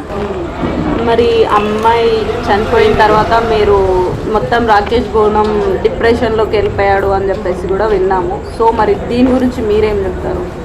నేను ఆ రోజు అమ్మ చనిపోయినప్పుడే నేను డిప్రెషన్లకు కానీ లేకపోతే ఇంకా ఏదో షాక్లకు కానీ ఏదో కోమలకు కానీ నేనేం వెళ్ళలే. ఎందుకు వెళ్ళలే అంటే అమ్మ చనిపోతే రాకేష్కి పికర్ లేదా, ప్రేమ లేదా? పంచభూతాల మీద, ఈ బ్రహ్మాండ సృష్టి మీద, ఆ తల్లి మీద ఎంత ప్రేమ నాకుందో అంతకు 1,00,000 రెట్లు మా అమ్మ పంచకలం అంటే నాకు పంచ ప్రాణం. కానీ ఒక 13 ఏండ్లు, అప్పుడే 13 ఏండ్ల వయసులోకి వచ్చినటువంటి మా చెల్లెలు ఒక 15 ఏండ్లు నేనున్నా ఎప్పుడు అమ్మ చనిపోయినప్పుడు. మరి చెల్లెలు ఇంకా పిచ్చిదవుతుంది. నేనే ఇంకా పిచ్చోడిని అయితే, చెల్లె పిచ్చిదైతే, నాయన పిచ్చివాడైతే మరి చెల్లెని నాయనని ఎవరు మళ్ళీ నార్మల్ స్టేజ్కి తీసుకురావాలంటే నేను ఒక్కనే ఉన్నా. కాబట్టి నేను ధైర్యంగా ఉండాలి. నేను ఎంత కుమ్ములుతూ ఏడుస్తూ ఎంత పున్నామ నరకం అనుభవించినప్పటికీ చెల్లెను నాయనను పోయినామని మా అమ్మని తీసుకురాలేను. అమ్మ ఆత్మశాంతి ఉండాలి. అమ్మకు మరొక జన్మ వద్దు. అమ్మ అయిపోవాలా, ఆ తల్లి అయిపోవాలి. ఆ తల్లి లోపల ఐక్యం అయిపోవాలి. ఎందుకంటే 7 అడుగుల ఎల్లమ్మ గుడి కట్టినటువంటి ఆమె అమ్మవారి లోపల ఐక్యం కాకపోతే ఇంకెవరి లోపల ఐక్యం అవుతుంది? కాబట్టి అలా చెల్లెను తండ్రిని కాపాడుకోవడానికి నేను దుఃఖం మింగుకున్న ఆ రోజు, ఈరోజు ఒక కూతురు, ఇంకా అయిపోయిన కూతురు గురించి నేను బాధపడితే ఇంకా 2 కూతుర్లు ఉన్నారు, ఒక కొడుకున్నాడు. భార్య కూడా మొత్తం తల్లిదండ్రి లేనటువంటి ఆవిడ నా భార్య. నా మామ లేడు, అత్త లేదు. కాబట్టి ఆమె కూడా ఏ కష్టం వచ్చినా నాకే చెప్పుకుంటుంది. మరి నేనే పిచ్చోడని అయిపోతే మరి మా భార్య ఇంకెవరితో పోయి ఆమె బాధ తెలియజేసుకోవాలి. కాబట్టి ఎంత బాధపడాలో, ఎంత ఏడవాలో ఇప్పుడు కూడా ఆ దుఃఖం చెప్తుంటూ వస్తుంది. కాబట్టి ఎంత బాధపడాలో అంత బాధపడ్డా, ఎంత బాధపడినా కూడా రారని తెలిసి గుండె నిబ్బరం చేసుకున్నాను. కాబట్టి ఆ ప్రకారంగా అప్పుడు అమ్మ చనిపోయేటప్పుడు కూడా 4 చనిపోవాలా మనం, ఎవరికి సావు వచ్చినా మిగతా 2 అంటే చెల్లెని డాడీ ఈసం ఇంకైనా చావాలనుకున్నాం. కానీ ఎవ్వరు కూడా ఆ పని చేయలేరండి. ఎందుకంటే మనం సింగిల్గానే వచ్చినాం, సింగిల్గానే పోతాం. 4తో రాలే 4ని తీసుకుపోవడానికి. పోయేటప్పుడు కూడా, వచ్చేటప్పుడు సింగిల్గా వచ్చి పోయేటప్పుడు ఇగో ఈ 4 కూడా నాతోనే చంపేయి అని అడగడం కూడా, దేవుణ్ణి అడగడం కూడా అది మన భావ్యం కాదు. మన ఆత్మకు కూడా, మన ఆత్మ కానీ మనం కానీ దేవుని కూడా అటు మనం అడగొద్దు. మనంగా వచ్చినాం. ఎందుకంటే మేము చాలా ప్రేమలో ఉన్నా, చాలా చెల్లెతోని కానీ నాయనతోని కానీ మిగతాలతో నేను ప్రేమగా ఉన్నా, నాకు ప్రేమ ఉన్నా కాబట్టి 4 కూడా నాతో ఇప్పుడు వచ్చేసేయాలి అనడం కూడా లెక్క కాదు. కాబట్టి నా బిడ్డ ఒంటరిగా వచ్చింది, వెళ్ళిపోయింది. మా అమ్మ తనకు తాను మమ్మల్ని కనకముందు వాళ్ళమ్మ కడుపులో ఒకతే వచ్చింది, ఒకతే పోయింది. ఆమెతో ఆమె కన్నోళ్ళు కూడా తల్లిదండ్రి పోలేరు. వాళ్ళమ్మ పోయినాడు, మా అమ్మ ఏం పోలేదు. నా బిడ్డ పోయినాడు, నేనేం పోను. నేను పోయినాడు, నా పిల్లలు రారు. అంతేనా? అది వాస్తవం కదా. కాబట్టి ఎవరికి వాళ్ళుగా వస్తారు. వాళ్ళ ఎంతవరకు ఆయుష్ ఉంటే అంతవరకు వాళ్ళ బతికి వెళ్ళిపోవాలి. కాబట్టి నేను పోయేది ఎన్నడో తెలియదు. కానీ నేను ఉన్న రోజులు నా బోనంతో నేను పేరు తెచ్చుకోవాలి. నా బోనం అనేది కూడా ఇంకెవరికి తెలియదో, తెలియని వాళ్ళు కూడా బోనం అంటే ఏంది, బోనం లోపల ఏం పెడతారు ఏందని తెలియని వాళ్ళు కూడా ఉంటారు. అంత మూల గ్రామం వరకు నేను చాటింపు చేయాలా ఈ బోనాల ఫెస్టివల్ గురించి. ఢిల్లీలో 7 సంవత్సరాల నుంచి బోనం ఎత్తుకుంటున్నా, అది కూడా మీకు తెలుసో తెలియదో కానీ ఢిల్లీలో 7 సంవత్సరాల నుంచి ఎత్తుకుంటున్నా, హైకోర్టులో ఎత్తుకుంటున్నా, సెక్రటరియట్లో ఎత్తుకుంటున్నా, ఓల్డ్ ఎమ్మెల్యే క్వార్టర్స్లో నేను ఎత్తుకుంటా, న్యూ ఎమ్మెల్యే క్వార్టర్స్లో నేను ఎత్తుకుంటా, చాలా వరకు రాజకీయ నేతలలోనే కావచ్చు, గుళ్ళు గోపురాల జాతరలలో కూడా వీలైనంత వరకు నా బోనమే ఆడుతుందమ్మా. అవును, ఎక్కడ చూసినా మీదే. సరే, ఇన్ని రోజుల నుంచి రాకేష్ బోనం అంటే 30 సంవత్సరాల నుంచి, నేను చిన్న ఉన్నప్పటి నుంచి కూడా వింటున్న పేరు. మరి ఇప్పుడు చాలామంది బోనాలు వస్తున్నాయి, మరి పేర్ల వెంబడే బోనాలు వస్తున్నాయి. అది నాకు తెలిసి బోనం అనేది మీకే అంకితం, రాకేష్ బోనం అనేది అలా అంకితం ఉండాలనే అన్న. ఎవరు చూస్తే వాళ్ళు బోనంకు నీవు ఫేమస్ అవుతున్నావు అంటే బోనం ఉంటేనే అవుతున్నావేమో అని చెప్పి వాళ్ళ పేర్లు కూడా బోనాలని పెట్టుకుంటుండ్రు. కానీ ఈ గొప్పతనం ఎవరికి మనం బోనియొద్దు అని నా వెనక ఎప్పుడు తిరిగిన పిల్లలకు ఒక ఆలోచన వచ్చి, ఆవిడ జర సింగర్లు వాడుతూ జర తక్కువనే వాడుతుండే, ఇప్పుడు చాలా పైసలు తీసుకుంటారు వాళ్ళు కూడా. ఒక ఏ సాంగ్ చేసినా కూడా 25,000 30,000 అవుతున్నాయి మినిమం ఎవరికైనా కూడా. అప్పుడు ఒక 7-8 వేలని రాయడం పాడడం కూడా అయిపోతున్నాయి. అప్పుడు ఒక మంచి సాంగ్ పాడిపించి అన్న గిఫ్ట్గా ఇవ్వాలని చెప్పేసి 5 కుండల బోనం నెత్తి మీద ఎల్లమ్మ రూపం వచ్చే రాకేష్ మీద అని చెప్పి కూడా ఒక అద్భుతమైనటువంటి సాంగ్ మా తమ్ముళ్ళు, నా చేయి కింద తిరిగేటువంటి తమ్ముళ్ళు, నాకు ఒక 10 మంది తమ్ముళ్ళు, వాళ్ళు ఇప్పటి కూడా కంటిన్యూ అవుతున్నారు. నాకు ఎప్పుడు మొదలు పరిచయం అయ్యారు ఒక దాదాపు 10 ఏళ్ళ క్రితం. ఆ 10 ఏళ్ళ క్రితం నుంచే ఈ సాంగ్ కూడా ఉంది పబ్లిక్లో. ఎంత అంటే అంత అందరు గుండెలకు దొచ్చుకపోయింది ఈ సాంగ్. కాబట్టి అట్లా అంటే ఇంకోటి నేను పెట్టుకోదని నేను ఎట్లా అంటే, బోనం అనేది అందరు కులస్తులది, అందరికి సంబంధించింది. వాళ్ళ బోనానికి పెట్టుకుంటే నేను నా బోనము ఈ పేరు నాది కదా బోనం అని నేను ఎట్లా అడుగుతా. కాబట్టి అది మనము వదిలేయడం జరిగింది. ఇక ఎవరికి ఎంత పేరు వస్తే అంత పేరు వస్తుంది. ఇప్పుడు మన నొస్టలే ఉన్న ఎంత ప్రాప్తం ఉంటే అంతవరకు మనకు అడుగుతుంది. ఇది ఇతరులకు ఇంకెంత పోతుందో ఇంకెంత పేరు వస్తుందని మనం అట్లా అడ్డుపడవద్దు. కాబట్టి నేను ఎవరికి కూడా అడ్డు చెప్పలేదు. బోనం అనేది అందరిది కాబట్టి అందరూ పెట్టుకుంటారు, పెట్టుకోండి, ఎవరికి వచ్చే పేరు వాళ్ళకు వస్తుందని చెప్పి అనడం జరిగింది. కొంతమంది ఖండించమని కూడా నన్ను అడిగినరు. కొంతమంది ఖండించు, నువ్వు వాళ్ళని స్టాప్ చేయి, ఇట్లనే చేసుకుంటూ పోతే అందరూ పెట్టుకుంటారు పేరు. వద్దు, ఎవరి పేరు వాళ్ళది, నా పేరు నాదే. నా పేరు ఒక్కటి ఏంటి, ఎవరో బోనం పెట్టుకుంటారని కాదు, నా పేరును నేను బ్యాడ్ చేసుకోకుండా ఉండాలి, అంతే కదమ్మా. నా జీవితంలో ఎప్పుడు కూడా రిమార్క్ అనేది కానీ ఒక మచ్చ నేను తెచ్చుకోవద్దు. ఇప్పటికీ ఇంకోటి ఏంటంటే పేరు ఎదుగుతూ ఉంటే కూడా అహంకారం పెరుగుతుంటుంది కొంతమందికి. ఫోటో దిగుతాం రండి అంటే మేము లేదు నేను అని ఉరుకుతుంటారు, లేకపోతే కొంతమంది బౌన్సర్లను పెట్టి దుబ్బేస్తారు, ఎన్నో చేస్తుంటారు.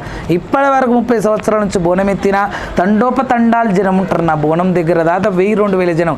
గోల్కొండలు అయితే కిక్కిరిసిపోతారు, ఒక 5,000 జనం నాతో ఉంటారు. కానీ ఎప్పుడు నేను బౌన్సర్లను పెట్టుకోలే, దుబ్బేయడం కానీ నూకేయడం కానీ చేయడం కానీ చేయలే. మీరు ఎన్నో వీడియోలలో మీరు చూసుకోవచ్చు. కాబట్టి అలా ప్రేమ భావనంతోనే ఉన్నాయి. ఇప్పుడు నా పబ్లిక్ నా ఇంటికి ఉండాలి. నా పబ్లిక్ అంటే ఎవరు? ప్రజలోకం. వాళ్ళే నాకు సంరక్షించాలా. నా బోనాన్ని కూడా అమ్మవారికి సంరక్షించేది కూడా వాళ్ళ బాధ్యత. నేను ప్రజలోకానికి వదిలిపెట్టిన వాళ్ళే దూరం ఉంటారు, వాళ్ళే మంచిగా నన్ను అమ్మవారికి ఒప్పజెప్తున్నారు. కాబట్టి వాళ్ళకు ఎప్పుడు దొబ్బేయడము, తిట్టడము, ఫోటోలు అంటే కూడా యాష్టపడ, అందరితో మంచిగా మాట్లాడతా, ప్రేమ భావంతో కలిసిపోతా, ఇస్తుంటారంటే ఇల్లంతా నాది అన్నట్టుగా వాళ్ళ ప్రేమలకు ఇల్లొద్దు, నాకు వాళ్ళ ఆస్తి వద్దు. వాళ్ళ గుండెలో ఉన్న ప్రేమ కావాలా. ఆ ప్రేమ ఎంతమంది హృదయాలను గెలిచిన్నో మరి ఈ మాటలు వింటున్నా వాళ్ళకు కూడా తెలుసు. ఈచ్ ఎవరి వన్ తెలంగాణ ప్రజల ఎవరైతే నన్ను గుండెలో పెట్టుకొని నన్ను ఒక్క ప్రేమగా చూసుకుంటున్న వాళ్ళు ఉన్నారో, మీ గుండెలో నాకు స్థానం ఇచ్చిరో, మీ అందరి గుండెలో నాకు స్థానం ఇచ్చినప్పుడు నా గుండెలో కూడా మీరు అందరు ఉంటారు. కాబట్టి అమ్మవారి పాదాల సాక్ష్యం మీ అందరి కుటుంబాలు నిండు 100 ఏళ్ళు ఆయురారోగ్యాలతో అష్టైశ్వర్యాలతో కీర్తి ప్రతిష్టలతో వర్ధిల్లాలని అమ్మవారి పాదాల సాక్ష్యం మీ అందరికీ నేను దీవెనార్థిస్తున్నా. అందరూ కూడా సర్వేజన సుఖినో భవంతు. ఇదేనమ్మా నేను రోజు పూజ చేసినప్పుడు కూడా పూజ స్థలంలో కోరుకునేది. 7 అడుగులు ఎల్లమ్మ ముంగల 7 లోకాలను కాపాడే జగజ్జనని. ఈ 7 లోకాలు 14 భువనాలు సర్వేజన సుఖినో భవంతు అన్నట్టుగానే ఉండని అమ్మా అని నేను మనస్ఫూర్తి కోరుకుంటామా. ఓకే, లాస్ట్ టైం మీకు పాము కాటు కూడా గురయ్యారు. సో మరి దీనికి ఏంటి అసలు కారణం ఏంటి, ఎలా కాటేసింది మిమ్మల్ని? అంటే మీరు ఎక్కడ చూసినా పాములతో కూడా పట్టేసుకొని నేను వీడియోస్ కూడా చూశాను. సో మరి దీనికి ఎలా కాటేసింది? అంటే ఇది లాస్ట్ ఇయర్ అని కాదమ్మా, ఆల్మోస్ట్ మా ఇంట్లో 7 అడుగులు ఎల్లమ్మ గుడి ఎందుకు కట్టినాం, మేము పుట్ట కట్టినందనే కట్టినాం. నేను ఉండేది ముస్లిం ఏరియా హైమత్ నగర్. కాబట్టి పాములు బయటికి పోతూ ఉంటే చంపేస్తున్నారు. వాళ్ళు ఎవరు చంపారు అనేది కూడా మాకు తెలుస్తుంది, పేర్లతో సహా చెప్పగలుగుతాము, వాళ్ళు మాకు చుట్టుప్రక్కలనే ఉంటారు. కానీ ఎందుకు ఎవరి పేరు చంపారు, అట్లా ఒక 2-3 చంపినరు. చనిపోయిన పాములను కూడా చూపించిన నేను యూట్యూబ్లో కూడా, నా ఛానల్లో కూడా నేను చూపించడం జరిగింది. అయితే ఈ పాములు కంటూ ఉంటాయి కదా పిల్లల్ని, తల్లులు చనిపోతుంటే పిల్లలు ఉంటారు. ఇప్పుడు మా అమ్మ చనిపోతే నేను ఉన్నట్టుగా పెద్ద పాముల్ని పిల్లల్ని తీస్తుంది కాబట్టి అప్పటికి ఒక 7-8 పాముల్ని తల్లి పాము చనిపోకముందే తీయడం జరిగింది. అందులో 2 పాముల కళ్ళు లేవు, ఇంకోటి 7 అడుగులు ఎల్లమ్మ కాబట్టి ఇంత హైట్ ఉంటుంది కాబట్టి నేను టేబుల్ వేసుకొని స్నానం పోస్తా అమ్మవారికి. స్నానం పోసినప్పుడు ఏమేమి వేస్తాం, పంచామృతం సపరేట్ పోస్తా, అన్నీ కలిపి పోయా. ఓసారి ఆవు నెయ్యి పోస్తా, తేనె పోస్తా, పాలు ఒక చిన్న బిందెడు పోస్తా, ఓ చిన్న బిందెడు పెరుగు పోస్తా, ఓసారి కొబ్బరి బొండలు ఒక 5 కొబ్బరి బొండల నీళ్ళు పోస్తా. అమ్మవారికి అరటి పండ్లు పెడతా, కండ్లకు కానీ కొన్ని అభిషేకాలు చూస్తాం కదా మనం కూడా. అలాగ అయ్యో వాళ్ళు చేస్తాం మనం ఎందుకు చేయొద్దు, తిరుపతిలో చేస్తారు కదా అని అక్కడక్కడివి కొన్ని చీటింగ్ కొట్టి ఇక్కడ కూడా అమ్మవార్లకు ఏదో వచ్చిన 2-3 శ్లోకాలు చదువుతూ ఆ వారికి చేస్తారు. అప్పుడు ఏమైంది మరి, అరటిపండు తొక్కనా లేకపోతే మరి ఆవు నెయ్యిదో తెలియదు కానీ స్లిప్ అయ్యి ఆ ముక్కుపోగ అమ్మవారు ముక్కుపోగ పోయి పుట్టలో కింద పడింది కానీ అది పుట్టలో పడింది. నేను కింద పడింది ఏమో దిగుదాం అనుకున్నా. ఆ దిగుదాం అనే వరకు నా కాలు స్లిప్ అయి పుట్ట మీద పడింది, పక్కకే ఉంటుంది పుట్ట. పడంగానే లట్టుకుమని అందుకోగానే అబ్బో చాలా సతమతమైపోయారు మా బస్తీవాసులు కానీ మా అమ్మ మిగతా వాళ్ళందరూ కూడా ఆగమాగమైపోయి ఏంది ఇట్లా అయిపోయింది, మంచిగా ఉన్నటువంటి వాడు ఇట్లా పాము కాటుకు గురైతే చనిపోతే ఎట్లా, ఒక్కగానొక్క కొడుకు అని చెప్పేసి కూడా మా నాయనమ్మ అయితే తెగ ఏడ్చింది. అంటే పంచప్రాణం నాయనమ్మకి. అందుకే 16 సంవత్సరాలు నాయనమ్మ నా దగ్గర పెట్టుకొని మొన్నటిదాకా అడ్డం పడిపోతే కూడా 1-2 కానీ మిగతా అన్నీ కూడా స్నాన జపాలన్నీ కూడా నేనే చెప్పేయడం జరిగింది. ఎందుకంటే ఆమె బొక్కల వెయిట్ బాగుంటుంది కాబట్టి మా భార్య చేయలేదు, మా నాన్న కూడా ఒక 60 ఏళ్ళకి వచ్చింది కాబట్టి ఆయన కూడా చేయలేడు. నేను ఎంగుకున్నా కాబట్టి నేనే మొత్తం చూసుకున్నా. ఇంకా బోనాలు కార్యక్రమాలు చేస్తూ కూడా ఈ బోనం అయిపోయింది అంటే నేను దబదబా చేతి కింద వాళ్ళకు ఒప్పచెప్పేసి నేను ఇంటికి వచ్చేసి నాయనమ్మ బాగోగులు చూసుకుంటుంటే అలా పాము కరవడం. తర్వాత నా ఒంటి మీదకి అమ్మవారు వచ్చి ఎవరు నన్ను దవాఖాన తీసుకుపోవద్దు, నా పిల్లగాని నా గుళ్ళోనే పండబెట్టండి, నా ఇసం నేనే తీసేసుకుంటానడం. ఆ తర్వాత ఇది నేను వరంగా ఇచ్చిన ఎవరేమైనా చేత వాళ్ళు మంత్రాలు జరుగుతుంటాయి కాబట్టి మంత్రాలు తంత్రాలు భూతాలు ప్రేతాలు పిశాచులు గాలులు దూలులు ఇతరులకు ఏమైనా పట్టింది కూడా తీసేస్తాడు కాబట్టి తన చేతుల ద్వారా తన మీదకి రాకుండా నేను ఒక గిఫ్ట్గా ఇచ్చిన తప్ప ఏ కోపంతోనో నాకేదో అహంకారంతోనో నేను ఈ పని చేయలేదు. నా పిల్లగాడిని ఎప్పుడు నేను సంరక్షిస్తా, ఇదొక వరము. మరి ఇప్పుడు చూడండి ఇన్ని సంవత్సరాలు దాదాపు 30 సంవత్సరాలు ఆట ఆడుతున్నప్పుడు ఎంతమంది మంత్రగాన్లు నా మీద కన్ను పెట్టిండ్రు, ఎంతమంది తంత్రగాన్లు నా కాళ్ళ కింద మట్టి తీసుకపోయి చేసిండ్రు, నా నిమ్మకాయ నేను దొక్కుతా నిమ్మకాయ కూడా తీసుకపోయి చేసిండ్రు. కొమరవెళ్ళి ఆడుతుంటే నా కాళ్ళ కిందకే నిమ్మకాయ ఉరికొస్తుంది, పబ్లిక్లకి వెళ్ళి ఎట్లా వస్తుంది నిమ్మకాయ, పబ్లిక్లకి వెళ్ళి వాళ్ళు వదులుతారు. ఏదో చెయ్యాలా, వీళ్ళని బడగొట్టాలా, వీని బోనం పడేయాలా, లేకపోతే వీడిని బడగొట్టాలా, వీని పేరునే మటాజ్ చేయాలని. కాబట్టి ఆ ప్రకారంగా ఏది కూడా నా కొడుకుకు ఆటంకం కావద్దు అని చెప్పేసి అమ్మవారు నాకు ఆ విధంగా వరం ఇచ్చింది. చేతబడులు కూడా జరిగాయి అంటారా మీ పైన? జరుగుతాయి, అమ్మవారు కూడా జరిగాయా. ఎందుకు గ్రహణాలు వచ్చినప్పుడు సూర్యగ్రహణము చంద్రగ్రహణం వచ్చినప్పుడు దర్వాజాలు పెట్టేస్తారు. అమ్మవారిని కూడా యంత్రాన్ని అమ్మవారి విగ్రహాన్ని కూడా అష్టదిగ్బంధనం చేస్తారని మంత్రగా. చేతబడి అంటే ఏంది, దాన్ని ఎలా చేస్తారు అసలు? అదొక సపరేట్ విద్య అమ్మ. ఇప్పుడు ఒక సాధన ఏది, ఒక రుద్రాక్షమాల నేను పట్టుకునే అనుకో, ఆ రుద్రాక్షమాల పట్టుకుని చెరుగట్టు మీద ఒక 5 సంవత్సరాలు కదలకుండా తపస్సు చేసినప్పుడు ఎవరు ప్రత్యక్షమవుతారు? దయ్యమా? చెరుగట్టు శంకరుడే ప్రత్యక్షం కావాలి, తండ్రియే ప్రత్యక్షం అవుతాడు. అలా ఒక సాధనగా ఒక కాళీ ఉపాసన, ఒక అఘోరకు సంబంధించిన ఉపాసనలు తీసుకొని వాళ్ళు శూద్రశక్తి అంటే శూద్రశక్తి ఉపాసన, లేదంటే శూద్రశక్తులు అంటే మంత్రాలు వచ్చిన వాళ్ళు కూడా నలుగురికి మంచి చేసే వాళ్ళు ఉంటారు, లేదంటే కొందరు చంపే వాళ్ళు ఉంటారు. కాబట్టి అది కూడా ఒక మంత్రబలం ఉంటుంది, అది పూర్వం నుంచే ఉంటాయి. అలా లేదే 7 ద్వారాలు ఉన్నాయి, గోల్డ్ ఏది అనంత పద్మనాభ స్వామి దగ్గర. మరి 7వ దర్వాజాలు నీకు ఎందుకు భయపడుతున్నారు? గజ గజ వణుకుతున్నారు. అన్ని దర్వాజాలు తీసిండ్రు, ఇంత బంగారం వచ్చింది, ఇంకో దర్వాజాలు ఇంత బంగారం వచ్చింది అన్నప్పుడు కొన్ని నాగులతోనే దిగ్బంధనం చేసి యంత్రతంత్ర మంత్రాలతోని దిగ్బంధనం చేసి ఆ ప్రకారంగా పెట్టిండ్రనే కదా ఇప్పుడు సైన్స్ వాళ్ళు కూడా భయపడుతున్నారు. అసలు సైన్స్ నమ్మది కదా మంత్రాలని, మరి తీసేయొచ్చు కదా దబ్బున. అందులో సముద్రాన్ని దిగ్బంధనం చేసిండ్రు, నాగులను దిగ్బంధనం చేసిండ్రు. ఆ దర్వాజా ఎవరెవరు తెరుస్తారో అంతమంది మృత్యు అయిపోతారు. మృత్యు గండాన్నే పెట్టిండ్రు. అల్లానే కథనం ఉండే కాబట్టే హైకోర్టు సుప్రీంకోర్టు నుంచి కూడా అది ఆపి పెట్టిండ్రు, ఎవరికి దానివల్ల అపాయం జరగద్దు అని. అంతే కదమ్మా. సరే, మీకు ఇలా చేతబడి జరిగి మీకేమైనా ఆరోగ్యం పాడవడం అలా ఎప్పుడైనా జరిగింది? లేదమ్మా. ఎందుకు ఇవి నాకు జరగవు? భక్తులు వినాలి ఈ మాట. ఎందుకు నాకు ఈ మంత్రతంత్రాల నుంచి కానీ ఇవన్నీ ఒకవేళ ఎఫెక్ట్ కాలేదు, అడ్డం పడలేడు రాకేష్, దాదాపు 1 సంవత్సరం రోజులు నడుములు ఇరుగోలెత్త కాల్చేతులు ఏదో అయి పడవచ్చు కదా, మరి అంట చేస్తుర్రు అని చెప్తున్నాడు కదా ఆయననే అని అంటే మరి ఎందుకు తలగలేవు నాకు? దీనికి కారణం శ్రీ శ్రీ పార్వతి జడల రామలింగేశ్వర స్వామి నల్గొండ పుణ్యక్షేత్రం, మహాక్షేత్రం, 108 ప్రదక్షిణలు. భార్గవ బలపరశురాముడు ఆ లింగాన్ని పట్టుకొని భూప్రదక్షిణ ఒక్కసారి తిరగనికనే సతమతమైతే 108 ప్రదక్షిణలు చేసి అప్పుడు ఆ భార్గవరాముడు రేణుకాదేవి కొడుకు పరశురాముడే ప్రతిష్ఠ చేసినటువంటి శ్రీ శ్రీ పార్వతి జాడల రామలింగేశ్వర స్వామి క్షేత్రం. అక్కడ ఒక విశిష్టత ఏమున్నది? ఎవ్రీ అమావాస్య, ఎవ్రీ పౌర్ణమి నేను ఈ గుట్ట మీదకి స్వయంభూ శివలింగం లోపలికి వచ్చి భక్తులనందరినీ కటాక్షిస్తా, వాళ్ళ పట్టినటువంటి కీడులు, పీడలు, భూత ప్రేత పిశాచాలు అన్నిటిని కూడా నివారణం చేస్తా అని ఆ యొక్క వరాన్ని చెరుగట్టు మీద వదిలిండు స్వామి. ఆ పదమే ఇవాళ సమస్త లోకాలకు తెలిసి సమస్త లోకం మీద ఉన్న అందరూ కూడా దాదాపు మేము చూస్తే ఒక 2-3 వేల జనం ఉండేది కాదు. నేను 30 ఏళ్ళ నుంచి పోతే 2-3 వేల జనం కాదు, ఇప్పుడు 2-3 లక్షల జనం వస్తున్నారు ఎవ్రీ అమాసకి. కాలు పెట్టే సందు ఉండదు. మనకు నీళ్ళు తాగుదామంటే నీళ్ళు ఎక్కడనో ఉంటే ఆ నీళ్ళ దగ్గర పోయే వరకు కూడా మనకు 2-3 గంటలు పడుతుంది. స్నాన జపాలకి ఇబ్బంది. అంటే ఆ జనం అట్లా వచ్చిర్రు. 3 గుండ్ల రామలింగేశ్వర స్వామి దర్శనం, గర్భాలయంలో దర్శనం, గర్భాలయంలోని శివునికి జడలు ఉంటాయి. ఆ ప్రకారంగా ఆ తండ్రి దగ్గరికి ఎవరి అమాస పోతా కదా, ఏమున్నా అక్కడ దులిపేస్తున్నాడు, నాకేం తలిగిస్తలేడు. తండ్రి దయ వల్ల, తండ్రి దయదాక్షణం వల్ల మంచిగా ఉన్నా. రాకేష్ బోనం ఎక్కడికన్నా బోనాలకు వెళ్తే ఇంత ఛార్జ్ లేకపోతే అక్కడ బోనమే చెయ్యరు అని విన్నాము. సో మరి దీనికి మీ సమాధానం ఏంటి? చెయ్యడు అనేది కూడా ఏ శివశక్తి నోట రాదని అనుకుంటా. ఎందుకంటే మేము అంటే పబ్లిక్ అనుకొని పుట్టిస్తుంటారు కదా కొన్ని మాటలు, మంచిగా ఉంటారు, ఎందుకు ఉండరు. మరి దీనికి మీ సమాధానం ఏంటి?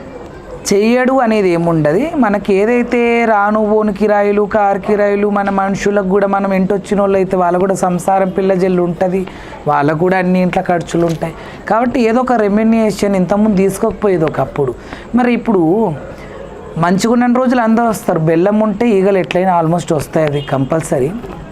ఏంటంటే తర్వాత ఇన్ ఫ్యూచర్ నేను అడ్డం పడ్డాక మరి నా పిల్లల్ని ఎవరు? నేనైతే జోగిని కాదు, ఐఎమ్ నాట్ సింగిల్, నాకు ఫ్యామిలీ ఉంది, పిల్లలు ఉండరు. మరి మరి రేపు నా భార్య పిల్లల్ని రెక్కలు ఉన్నప్పుడే మనం 4 రూపాయలు సంపాదించాలా, దీపం ఉన్నప్పుడే ఇల్లు సరిదిద్దుకోవాలా. దీపమే పోయినాక గుడ్డిలా ఏం ఇల్లుకుతావు, ఏం సామాన్లు కనబడితే ఏం చదువుకుంటావు, ఇల్లు ఎట్లా నీట్గా అవుతుంది. అందుకే దీపం ఉన్నప్పుడు ఇల్లు సరిదిద్దుకోవాలన్నట్టుగా మరి నా రెక్కలలో బొక్కలలో బలం ఉన్నప్పుడే కదా నా పిల్లలకి ఇంత ఆస్తో ఏదో నేను కూడా పెట్టాలి. రేపు బిడ్డలు ఉట్టిగా ఎట్లా పోతారు, 2 బిడ్డలు ఒక ఇంటికి ఎట్లా పోతారు, వాళ్ళు రేపు 2 లక్షల రూపాయల కట్నాలు ఉన్నాయో మీకు తెలుసు. అయితే ఇంతకుముందు కొడుకులకు పెళ్ళిళ్ళు చేస్తే 20 లక్షలు వచ్చినా 10 లక్షలు వచ్చినా బీరువల్లనే పోతాయి చక్కగా అనేది ఒకటి ఉండే మనకు. నిజంగా ఉండే కూడా. ఎందుకంటే అమ్మాయికి ఎక్కువ ఖర్చు, అబ్బాయికి తక్కువ ఖర్చు. అయితే ఇవాళ రేపు అబ్బాయి పెళ్ళి అయితే అంతకుముందు అయితే మనకు 10 లక్షలు వచ్చినా 20 లక్షలు వచ్చినా బీరువల్లనే హాయిగా ఉంటాయి అనేది ఒక పదం ఉండే. ఇప్పుడు ఆల్మోస్ట్ అమ్మాయికి ఎంత ఖర్చు అవుతుందో అబ్బాయికి కూడా అంతే ఖర్చు అవుతుంది. డిన్నర్ సూట్ అంటేనే 30,000 తెచ్చుకుంటాడు. మన అన్ని రకాల తిండిలు అన్ని రకాల చేసే వరకు వానికి వచ్చిన కట్నం కూడా ఇది అవుతుంది. అయితే ఆ ప్రకారంగా ఒక ఆడపిల్ల పెళ్ళికి ఎంత ఖర్చు అయితే అవుతుందో ఇప్పుడు అబ్బాయికి కూడా వచ్చిన కట్నం కూడా అయిపోగా మళ్ళీ అప్పు చేసిన అంటాడు వాడు డిన్నర్కి. ఆ ప్రకారం ఎన్నో ఖర్చులు ఉన్నట్టుగా చేతి కింద వచ్చిన వాళ్ళకి ఇవ్వాలి, ఒగ్గోళ్ళకి ఇవ్వాలి, మా కారు కిరాయి అన్నీ ఇలా తీసుకోవాలి కదా. మరి మా భార్య పిల్లల్ని కూడా ఎవరు చూస్తారు రేపటి దినం? ఆ ప్రకారంగా నేను ఒక రెమ్యునేషన్ అని పెట్టుకున్నా. ఇంత కాదని ఇంత మాట్లాడుకుని వెళ్తాం. ఇప్పుడు ఈ మాట వింటున్న ప్రజలోకానికి అయితే తెలియదు, నన్ను పిలుచుకున్న వాళ్ళ కాడికైనా. కాబట్టి ఎప్పుడు కూడా కాదు కూడదని ఉండదు, ఇది అమ్మవారి కార్యక్రమం. మనకు సత్యనారాయణ కుక్క కూడా తుమ్మడం జరిగింది. ఆ ప్రకారంగా ఉన్నదే అమ్మవారి సేవ కార్యక్రమంలో, అటు భార్య పిల్లలతో ఉంటున్న పూర్తి సేవ కార్యక్రమం అమ్మవారికి కూడా నేను పూర్తిగా అసలు ఉన్నదే ఆమె దాంట్లో, నేను ఏం జాబ్ చేస్తాను. కాబట్టి అమ్మవారి కార్యక్రమం ఏది నా దగ్గరకు, అది దేవుని లగ్గమే కావచ్చు, బోనమే కావచ్చు, కాదు కూడదని మాత్రం ఇప్పటివరకు నేను పల్లెత్తు మాట కూడా అనలే. అమ్మవారి పాదాల సాక్షిగా, ఆమె కడప సాక్షిగా మనం ఉన్నదే ఆమె ముంగిల్లోనే కూర్చొని ఉన్నాము. కాబట్టి ఎవరు పిలిచిన ఏదంటే రెమ్యునేషన్ ఎక్కువ తక్కువ మాట్లాడుకుని మాత్రం వెళ్ళడం ఉంటుంది. మరి మొన్న రీసెంట్గా నాస్తికులు అంటున్నారు మరి దేవుడే లేడు, దయ్యాలే లేవు. మరి నేను కూడా ఆయనను అడగడం జరిగింది, నువ్వు ఎలా పుట్టావు దేవుడు లేనిది, దయ్యాలు లేనిది నువ్వు ఎలా ఉంటున్నావు? నేను ఎలా పుట్టావంటే మా అమ్మ నాన్న కలియకతో నేను పుట్టినా అని చెప్తాడు నువ్వు అడిగిన దానికి. సరే, మరి మీరేం చెప్పాలనుకుంటున్నారు మరి అలాంటి నాస్తికులకు? నాస్తికులతో మనం పెట్టుకోలేము, పెట్టుకున్నా కూడా అదంతా న్యూసెన్స్. ఎందుకంటే వాళ్ళు ఇష్టరాజ్యానికి మాట్లాడతారు. అంటే వాళ్ళకు దోచింది వాళ్ళు మాట్లాడినప్పుడు నాకు దోచింది నేను కూడా మాట్లాడతాను. అంటే ఏంటి నాకు దోచింది, నేను నా జీవితంలో అనుభవం ఉంది, వాళ్ళ అనుభవం ఏం చూసిండ్రో మరి తెలియదు. దేవుడు లేడని ఎట్లా చెప్పేస్తారు వాళ్ళు? మరి దేవుడే లేడని అన్నట్టోళ్ళు జననం మరణం కూడా వాళ్ళే నిర్ణయించాలిగా. నువ్వు ఇప్పుడే పుడతావు, మరి 10 రోజులకే పోతావు అని అగ్రిమెంట్ మీద కూడా వాళ్ళు రాసి ఇవ్వాలి కంపల్సరీగా. అప్పుడు వాళ్ళే దేవుళ్ళని నమ్ముతా. నేను కూడా దేవుడే లేడని నేనే అంట. నేనంటే 10 మందితో అనిపిస్తా. ఏదో హెలికాప్టర్ చేయంగానే, ఏరోప్లేన్ చేయంగానే, ఏదో తిరుగుతున్న బండ్లు చేయంగానే, ఏ వాడితే అవి కనుక్కోగానే సైంటిస్టులు వాళ్ళే దేవుళ్ళు అయిపోరు. అర్థమైందా? ఇప్పుడు ఎండాకాలం అండి, ఇది మనకు మే నెలలు ఫుల్ ఎండలు. అసలు రోడ్డు మీద మనం అడుగు పెడితేనే ఒక ఆమ్లెట్ అయిపోతుంది మన కాలు కూడా. అలాంటి ఎండాకాలంలో మరి ఈ ఋతువులు ఎవరివి, ఈ కాలాలు ఎవరివి, ఈ వాయువు ఎవరిది, ఈ అగ్ని ఎవరిది? ఇవన్నీ దేవుళ్ళే కదా. మరి మనం పంచభూతాలని దేవతలుగా స్వీకరించినాం. మరి ఇంత ఎండాకాలంలో కూడా ఊర్లు వాడలు కొట్టుకుపోయే విధంగా వానలు వచ్చినాయి. ఆ వానలు వాళ్ళు తెచ్చిరా సైంటిస్టులు? తెలియదు కదా. ఏదో ఒకటి పంచభూతాలను ఎలా దేవతలుగా స్వీకరించినామో మరి సూర్యచంద్రుల్ని రాహుకేతులు మింగుతారని మనకు తెలుసు. దాన్ని కూడా ఏదో షాడో పడితే ఇంకో గ్రహణం అడ్డం వస్తేనే షాడో అది అంటారు. వాళ్ళ నమ్మకం వాళ్ళది, మన నమ్మకం మనది. దేవుళ్ళు అనేవాళ్ళు 100కి 1000% ఉన్నారు. మన అమ్మ ఉన్నది ఎంత నిజమో దేవుళ్ళు ఉన్నది అంతే నిజం. అంటే నల్లతాడు కూడా చాలామంది కట్టుకుంటారు, దిష్టి తాకొద్దని, నజర్ల తాకొద్దని. సో మొన్న ఏమన్నారు అంటే ఆ నాస్తికుడు నల్లతాడు తక్కువ కులస్తులు కట్టుకుంటాడు అని చెప్పేసి చెప్పాడు. నా కాలకున్న నల్లతాడు కూడా విప్పించేశాడు. సో మరి దీనికి మీ సమాధానం ఏంటి? నాస్తికు అంటే చిన్నవాళ్ళు తక్కువ కులస్తులు కట్టుకుంటారు అనేది చెప్తున్నాడు. ఇప్పుడు అందరూ ఈ చివరి వాడిని కట్టుకుంటున్నారు డిస్టిక్కి. మనకున్నవి మనకి తాడొకటే నలుపు కాదు కదా. మన కళ్ళు నలుపు, మన కన్ను బొమ్మలు నలుపు, మన ఎంటికలు నలుపు. అలాగే ఈ నలుపు ఉంటే ఎట్లా అయితే మనం అందంగా ఉన్నామో, ఇదైతే అందం గురించి. కాబట్టి ఇలా అందం ఉన్నప్పుడు ఈ అందానికి ఏదో ఒకటి వస్తుంటాయి, కొన్ని దోషాలను లేకపోతే కొందరు నరడిష్టి పీడలో ఏదో ఒకటి మన మీదకి వస్తుంటాయి. వీటి నుంచి కొద్దిగా నరడిష్టి నుంచి విముక్తి రానికనే మనం కొన్ని ముడులు, కొన్ని దేవతల మీదనో కొన్ని మంత్రాలతోనో మనం ముడిబంధం చేసి మనం కట్టుకుంటాం. ఆల్మోస్ట్ మేము కూడా కట్టుకుంటాం, హీరోయిన్లు కూడా కట్టుకుంటారు, ఎందరో వాళ్ళకు ఉంటాయి. కాబట్టి అది ఒక నమ్మకంతో మనం ముందుకు పోతున్నాం. ఆ దేవుడు మనకు నమ్మకం ద్వారానే కాపాడుతున్నాడు. వాళ్ళు అపనమ్మకంగా ఉంటారు కాబట్టి అంతా ఏ చూసినా అపనమ్మకమే వాళ్ళకి. మనము మన అమ్మని ఒక్కదాన్ని అమ్మ అనం కదా. ప్రపంచం మీద ఉన్న అందరినీ అమ్మలు అంటాం. అలాగే దేవుళ్ళు ఉంటారని మనం అంటాం. వాళ్ళు ఓన్లీ వాళ్ళ అమ్మని అమ్మ అనుకుంటారేమో, మిగతా వాళ్ళందరినీ మరి ఏమంటారో నాకు తెలియదు. కాబట్టి అందరినీ మన అమ్మాని ఎలా మనం వర్ణిస్తున్నామో, దేవతలు 100కి 1000 కాదు 1,00,000% కూడా దేవతలు ఉన్నారు. నమ్మకాలు కూడా ఉన్నాయి. ఆ నమ్మకాల దగ్గర మన జీవిత ప్రయాణం కూడా నమ్మకాల మీద నడుస్తూ ఉంది. అంత నమ్మకం లేనిది, అన్ని పూజలు లేనిది, కరోనా మహమ్మారి బయట దేశాలలో ఎంతమందిని కరోనా బలి తీసుకుంది. మరి మన దేశంలో ఎందుకు అంత భారీ ఎత్తున మరణాలు కాలేవు? చెప్పండి, మీరే చెప్పండి. గత్తర్లో వచ్చినప్పుడు బోనాల కార్యక్రమాలే. మూసీ నది కొట్టుకొచ్చినప్పుడు కూడా బోనాలు చేయించిండు. ముస్లిం అయినా కూడా తానిష మహారాజా అయినా కూడా మనకు బోనాలు చేయించిండు అప్పుడు లాల్ దర్వాజాకి. మరి అవన్నీ నమ్మకాలు అప్పుడు కాపాడిందే. ఇప్పుడు ఇంత జనాభా హైదరాబాద్లో ఉన్నారా? మరి మూసీ నది ఈ చివరివన్నీ అందరినీ ముంచేసి ఉంటే ఇలా ఇంత జనాభా ఉంటుంది. కాబట్టి ఆనాడు ఆ నమ్మకం అట్లా కాపాడింది, ఈనాడు ఈ నమ్మకం ఇలా మన అందరినీ కాపాడుతుంది. వాడెవడో నమ్ముతే నమ్మకపోతే అది మనకు సంబంధం లేదు. మీరు ఎప్పుడైనా బోనం ఎత్తుకున్నప్పుడు మిస్ అయిన ఛాన్సెస్ ఎప్పుడైనా జరిగాయని? ఎవరైనా తోస్తేనే అమ్మా, ఎందుకు మిస్ అయితే కళ్ళతో చూస్తలేరా? ఆకాశ గగనాలకు ఎగిరినట్టుగా 1 feet 2 feet ఎగిరినా కూడా యాపాకు కూడా కింద పడది. అది ఎవరన్నా కాలు చెప్పినాను కదా ఇంతకుముందు, కొన్ని క్షేత్రాలల్లో కాళ్ళ కింద నిమ్మకాయలు వేస్తారు, ఆ ప్రకారం కొన్ని మంత్రాలు చేస్తారు. కొమరవెల్లి మల్లన్న కాడ కూడా అగ్నిగుండాలు దొక్కి శివసత్తులకు కూడా పసుపులో కారం కలిపి చల్లుతారు. అంటే ఆ మంటకు, ఆ సెగకు, ఆ అగ్నిగుండాల సెగకు, ఆ మంటకు వీళ్ళు భరించారా అని. అప్పుడు మల్లన్నలో ఐక్యమై ఉంటారు కదా అందరు శివశక్తులు. ఎవరికి ఆ తర్వాత అగ్నిగుండం దగ్గరికి వెళ్ళి కొమరెల్లి మల్లన్న అగ్నిగుండం దొక్కి మల్లన్న దర్శనం చేసుకొని బయటకు వచ్చినాక అప్పుడు జర మంటల పోట్లు అయితే కానీ అప్పటిదాకా ఎటువంటి మంటల పోట్లు కూడా కావు. మీకు ఎప్పుడైనా మరి అగ్నిగుండాల దగ్గర పోతాం కదా, చల్లుతారుగా. అందరూ చల్లినాడు, నాకు కూడా చల్లుతారు. ఇంకా నాకు కొంత ఎక్కువనే చల్లుతారు, ఎక్కువనే చల్లుతారు. కాబట్టి ఆ ఎక్కువ పరీక్షలో కూడా ఎక్కువనే గెలవడం జరిగింది.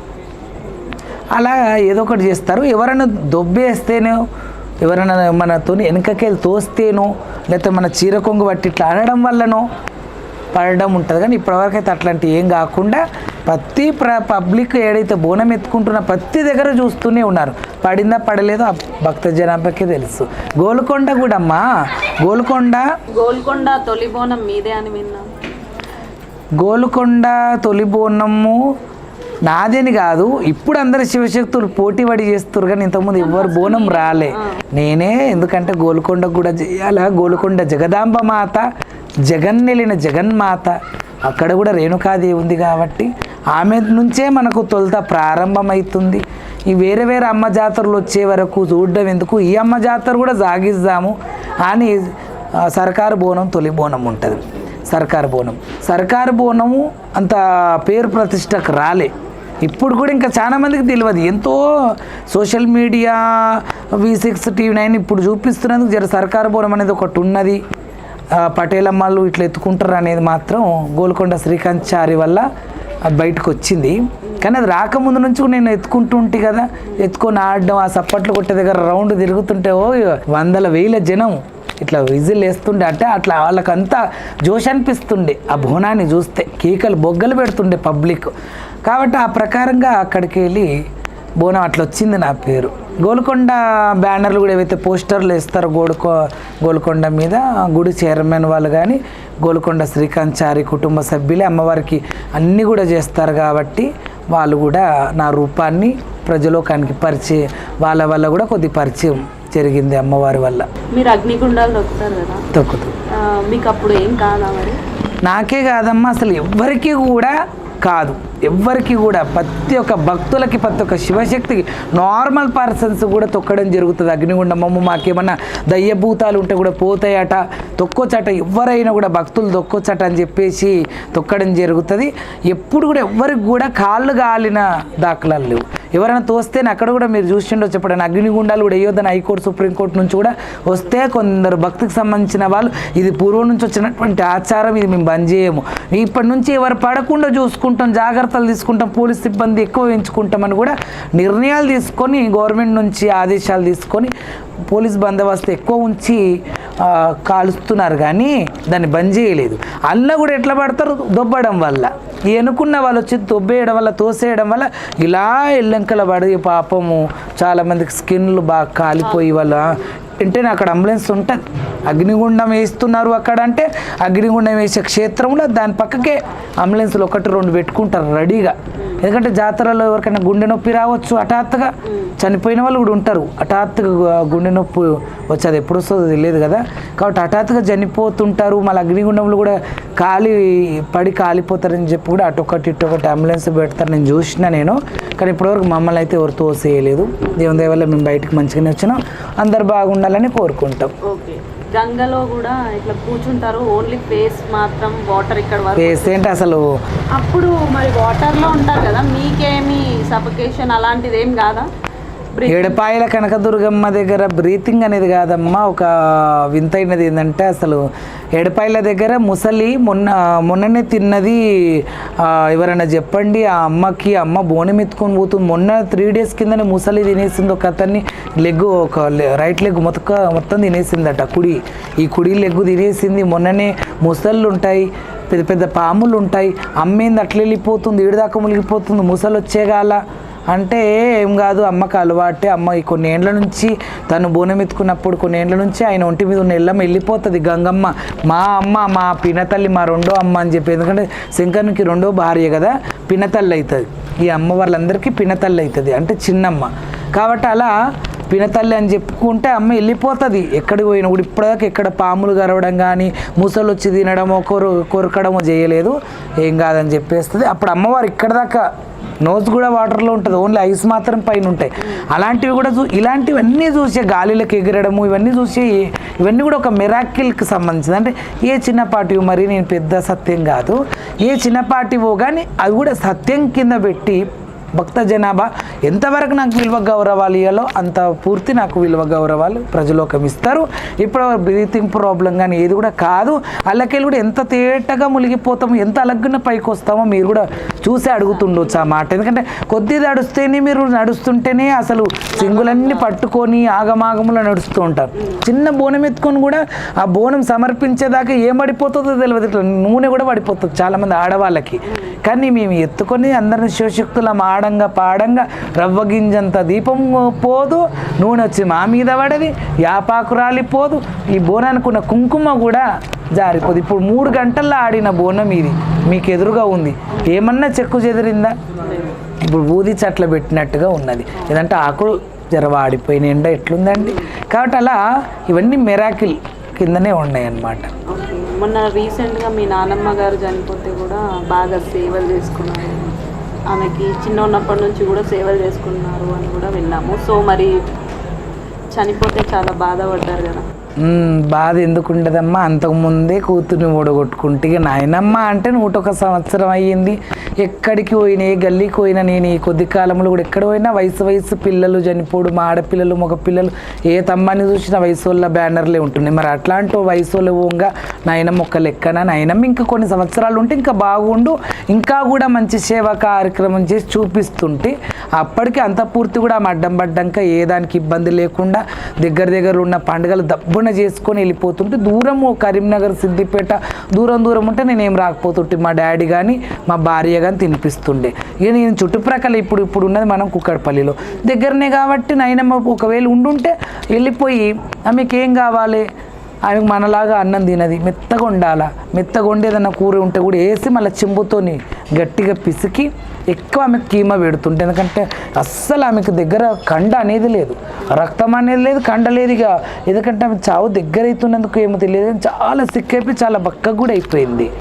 కాబట్టి ఆమెను ఎన్ని రకాలుగా చూసుకోవాలని రకాలుగా చూసుకున్నా, ఎంత ప్రేమతో తినిపించాలో అంత ప్రేమతో తినిపించినా, చనిపోయే మూమెంట్లో ఆమె కూడా జర పిచ్చిగా చేసి నన్ను కొట్టడము చేయడం, ముఖం మీద పెద్ద గోర్లు ఉంటుండే గోర్లతో రక్కడం ఇవన్నీ చేసినా కూడా ఎప్పుడు కూడా ఆమెను ఎంత బాగా చూసుకోవాలి అంత బాగా చూసుకున్నా. చనిపోయే ముందు కూడా 8 రోజులు నేను తీర్థయాత్రలు పోయినా, కేరళ పోయినా, తమిళనాడు పోయినా, అనంత పద్మనాభ స్వామి, ఇలా ఎన్నో క్షేత్రాలు తిరిగిన, తిరుపతి, శబరిమలయం ఇవన్నీ కూడా పోయినా. ఇవన్నీ కూడా కేరళ బీచ్ కూడా పోవడం జరిగింది. అక్కడ పోయి కూడా మళ్ళీ స్నాన జపాలు చేసుకున్నాక మళ్ళీ పరశురాముది ఒక్కటే గుడి ఉంది, భూమండలం మీద ఒక్కటే గుడి పరశురాముని గుడి కేరళలో ఉంది. అక్కడ కూడా దర్శించుకొని అక్కడికి వెళ్ళి కూడా నాయనమ్మకు ఫోన్ చేస్తే మంచిగానే ఉందన్నారు, మాట్లాడింది కూడా జరంతా. మళ్ళీ మా నాయనమ్మ నా మీద అంత ప్రాణం లేకపోతే, అంత ప్రేమ అంత ఇష్టం లేకపోతే అంతకుముందే చనిపోవచ్చు కదా. నేను అక్కడ ఉన్నప్పుడు నాకు సావు వార్త రావచ్చు కదా, రాలేదు. నేను వచ్చిన తర్వాత ఆ 8 రోజులు అన్నీ తిరిగి క్షేమంగా లాభంగా నేను వచ్చిన తర్వాత మళ్ళీ కరీంనగర్లో బోనం ఉంటే కరీంనగర్కి వెళ్ళినా. నేను కరీంనగర్లో జగిత్యాలకు వెళ్ళి అక్కడ కూడా బోనం చేసుకుని వచ్చిన తర్వాత తెల్లారే భోగి. ఆ యొక్క భోగి రోజు భోగి ముగ్గులు వేయడం కానీ, గల్మలకు గొబ్బెమ్మలు పెట్టడం కానీ ఏమేమి చేయాలో అవన్నీ కూడా చేసినాక నాయనమ్మకు స్నానం కదా, పండుగ కదని చెప్పి నాయనమ్మకు స్నానం చేయించి మంచిగా నెత్తి దువ్వి అంతకుముందే పాలు దాపించినాక నాకు డౌట్ వచ్చేసింది. ఏంది అసలు కళ్ళు ఇట్లుంటాయి కదా ఎవరికైనా నిండుగా, ఇక్కడ ఎందుకు అంత పెద్ద గుంటలు కనిపిస్తున్నాయి, ఇక్కడ మొత్తం గుంటలు మన ఏళ్ళు పెడితే వెళ్ళిపోతుంది నాకు అప్పుడే నాకు డౌట్ వచ్చిన. ఆయనమ్మ చాలా సిక్ అయిపోయింది, ఇంకా డౌట్ పడ్డా. ఆ డౌట్ కూడా ప్రజలోకాయని చెప్పిన. నాయనమ్మతో కూడా శుభాకాంక్షలు, మన భోగి శుభాకాంక్షలు చెప్పమంటే ఎప్పుడు ఏ పండుగ చెప్పమని చెప్తుండే. ఆ రోజు జర ఎక్కువ నోరు కూడా ఇప్పలే, మాట కూడా రాలే. ఆ చనిపోక ముందు నుంచే అగో పెద్ద పెద్దగా ఉన్నారు, ఎత్తుకున్నారు, నల్ల బట్టలు వేసుకున్నారు, ఎడ్లున్నారు, నిలబడి ఉన్నారు, పో గేట్ కాడ నిలబడి ఉన్నారు, పో వాళ్ళ నిలగొట్టు అంటుండే. మంచం మీద వండ పెడితే బాయిలో వండ పెట్టిండ్రు, నన్ను బాయిలో అడుగుకేసిర్రు, నన్ను చంపేద్దామనుకుంటుర్రా మీరు అనడము. మళ్ళీ ఒక 2 రోజులకే నాకు ఇట్లనే తినిపించి ఇట్లనే బతికిస్తావా నన్ను, నాకు ఏమన్నా ఇసంబోసి చంపవా, ఇంకెన్ని రోజులు బతకాలి నేను, నాకు నా ముంగలే 3 కొడుకులు పోయినరు, 2 కోడళ్ళు పోయిరు, 2 మన్మరాన్లు పోయిరు, నేను ఇంకా బతకాలనా, నేను ఎవరి గురించి బతకాలి, నాకు అన్ని ఇస్తలేడు ఆ దేవుడు సావు అని చీటికి మాటికి కూడా చాలా ఏడుస్తూ చాలా బాధపడుతూ సావు సావు సావు అంటుండే. దాదాపు ఒక 5-6 ఏళ్ళ నుంచే ఆమెకు విరక్తి చెందినప్పటికీ కూడా అనుక్షణం నేను వెంటనే ఆమెకు జ్వరం వస్తే వెంటనే చూపిస్తుంటే, ఇవాళ రేపు తల్లిదండ్రికి వస్తే కూడా చూపిస్తలేరు, పట్టించుకుంటలేరు, కొడుతుండ్రు, తిడుతుండ్రు. ఇంకా అమ్మమ్మల దాకా పోయిందా ఈ లెక్క, నాయనమ్మల దాకా పోయిందా, తల్లిదండ్రికే విలువలేదు. ఇప్పుడు బలగం సినిమా వచ్చినాక ఎంతోమంది కలుసుకున్నారు, కానీ అది 4 రోజుల్లో కలుసుకున్నాడు. తర్వాత మళ్ళీ బీపీ షుగర్లు ఉన్నాయి కాబట్టి మళ్ళీ యథావిధిగా మళ్ళీ గొడవలు అవన్నీ కథలు ఉంటాయి. కానీ బలగం సినిమా రాకముందే ఆ బలగం లోపల ఉండాలా, నాయనమ్మ బలగములు ఉండాలా, నాయనమ్మ ప్రేమలు ఉండాలా, నాయనమ్మ సంసారం చేసిన తాతతోని ఎన్నో సంవత్సరాలు కలిసినటువంటి నడియాడిన భూమి మీద కూడా ఇల్లు కట్టి నాయనమ్మ ఆఖరి కోరిక ఊర్లో ఇల్లు కట్టాలా, నువ్వు సీర కట్టి బోనం తీయాల, మన ఊర్లో రాజ్యం ఏలాల, నా పేరు మారుమోగల పనసమారమ్మ 40 ఏండ్లైంది ఊరు ఇచ్చిపెట్టొచ్చి, నా పేరు మాసిపోయినట్టు అయ్యింది, ఆ పేరు నువ్వు నిలబెట్టాల. ఎందుకంటే బోనం తీస్తే పబ్లిక్ రాగానే అరే పనసమారమ్మ మనవడట అని అంటారు ఇక ఊర్లో. ఆ పేరు నాకు రావాలనేది ఉంటుండే. నాయనమ్మ బతుకున్నప్పుడే చీర మీద బోనం తీయడం జరిగింది. మా కాటమయ్య, మా గౌన్ల వారి కులదేవుడు కాటమయ్య పెద్ద గౌడు బోనం ఎత్తడం జరిగింది. ఆ వార్త నాయనమ్మకు చెప్తే నవ్వింది, ఆనందపడ్డది. ఇల్లు కట్టి ఆమెను తీసుకుపోయి నిద్రలు చేపించిన కొత్తింట్లో. అమ్మో 7 లక్షలు 8 లక్షలు ఎందుకు ఖర్చు పెట్టుకుని ఇల్లు కట్టినవు నాయన, ఒక్క గది కడితే కాదా, ఒక కర్ర కట్టుకో, అర్ర అంటే ఒక నిజంగా మరి చనిపోయే ముందు మనకి అవన్నీ తెలుస్తాయి అంటారు అంటే మరి మనమైతే చూడలేదు కదమ్మా, మనం అటు దేవుళ్ళను చూడలేదు, ఇటు దయ్యాలను చూడలేదు. దేవుళ్ళను చూడాలంటే ఇది ఒక సాధన. మనం 24 అవర్స్ భగవంతుని సన్నిధంలో ఇలాగే పూజలు చేస్తుంటే ఏదో ఒక రోజుకి అమ్మ దర్శనం ఇస్తుంది. ఇప్పటికీ స్వప్నములలో దర్శనం ఇచ్చింది అమ్మవారు, కానీ రియల్గా ఇట్లా ఏదో దర్శనం ఇస్తారు కదా మనం టీవీలలో చూసినట్టుగా పైనుంచి బిడ్డ అని, అట్లా దర్శనం ఇవ్వలేదు, స్వప్నంలో ఇచ్చింది. ఈ చనిపోయే వారికి ముందు కనబడతారు అంటే అది వాస్తవమే అనుకుంటే, ఎందుకంటే చెప్పేది ఒలకపోతాడు, చెప్పకుండా ఏ పని మనం కూడా చెయ్యం కదా. కొన్ని పనులలో అయితే తల్లిదండ్రికి ఈ చివరివని ప్రతి ఒక్కటి చెప్తాం మనం. ఇప్పుడు ఈ రోజులలో చెప్తలేరు, ఎవరు తల్లిదండ్రిని అసలు లెక్క చేస్తలేరు. కానీ మనం ఇంతకుముందు ఏ పని చేసినా తల్లిదండ్రి నిర్ణయం మనం తీసుకుంటాం. అలాగే దైవం కూడా ఒకరిని తీసుకపోవాలి అంటే చెప్తారట, చెప్పే తీసుకపోతారు అని అంటారు పెద్ద మనుషులు. ఒక ఊర్లో కానీ ఒక ఇంట్లో కానీ ఏదైనా పీనికి వెళ్ళేది ఉంటే కూడా ఆ ఊరు కుక్కలు పోయి గుడి ముంగలు కూర్చొని ఏడుస్తాయి. ఇది కూడా అందరికీ తెలుసు ఈ విషయం కూడా. పిల్లులు కానీ కుక్కలు బాగా ఏడుస్తున్నాయంటే ఎవరో చనిపోతారు ఈ ప్రాంతంలో అనేది కూడా అది కూడా ఒకటి ఉంది. అలాగే ఇక్కడ చనిపోయే బాగా ఏజ్ అయిపోతుంది. ఇంకోటి చెప్తావు మళ్ళీ కనిపించి చెప్పినా కూడా ఒకవేళ అది మళ్ళీ ఆ మతిలో లేకుండా చేసేస్తాడు, భ్రమించేస్తాడు వాళ్ళని. మనమే స్వప్నంలో అంతకాల ఆ టైపుగా. కాబట్టి వీళ్ళు 100 సంవత్సరాలకు వచ్చిండ్రు కాబట్టి పెద్ద మనుషులు వాళ్ళకు ఒకవేళ కనిపించి నిజంగా చెప్పినా కూడా వాళ్ళు మనకు అర్థమయ్యేటట్టయితే చెప్పలేరు. కాబట్టి నాయనమ్మ కనిపించిందని అనుకుంటే కనిపించింది ఎందుకంటారు మరి? ఎప్పటి నుంచో అన్నారు నా దగ్గర 16 ఏండ్ల పొద్దు ఉన్నప్పుడు. మరి ఎప్పుడు ఒక్క మాట కూడా గట్లు ఉండ్రు, ఎడ్ల కుర్రు, ఎత్తుకుర్రు, నల్ల బట్టల మీదుర్రు, ఇంతింతే బట్టలు ఉన్నాయి, చేతులు అవి ఉన్నాయి ఇవి ఉన్నాయని ఎందుకు అనాలా? ఇలా అంటుందని కూడా నేను పబ్లిక్ యూట్యూబ్ ద్వారా చెప్పిన. నాయనమ్మ ఇట్లా అంటుంది, ఇట్లా కనబడుతురట, 4 వచ్చిర్రట, ఏమో దూతలేనా వాడు ఎవడాడొచ్చేది, ఎవరాళ్ళు వచ్చి నేను తీసుకుపోయేటోళ్ళు, అంత దమ్ముందా ఇట్లా కూడా నాయనమ్మ ముంగల్ నేను మాట్లాడినా కాబట్టి ఆ ప్రకారంగా కనిపిస్తేనే మరి మాట్లాడతారు కాబట్టి కనిపించిండొచ్చు. నేను రీసెంట్గా మొన్న దగ్గర కూడా బోనం ఎత్తుకొనికే పోతే ఆ ఊరు వాళ్ళు కూడా అన్నారు చనిపోయిందని పాడే సామాన్ తేవడం పాడే కట్టడం ఇవన్నీ చేసినాక ఆఖరికి పాడే మీద పండబెట్టనీకి స్నానం చేపిస్తాం కదా, స్నానం చేయించే టైంలో కాలు కదిలిందట, బతికిందంట. ఆ పాడేకు కోడిని కట్టి తీసుకపోయి ఆ కోడిని బొంద పెట్టేసి ఆ పాడిన అవతల వాడేసిరట.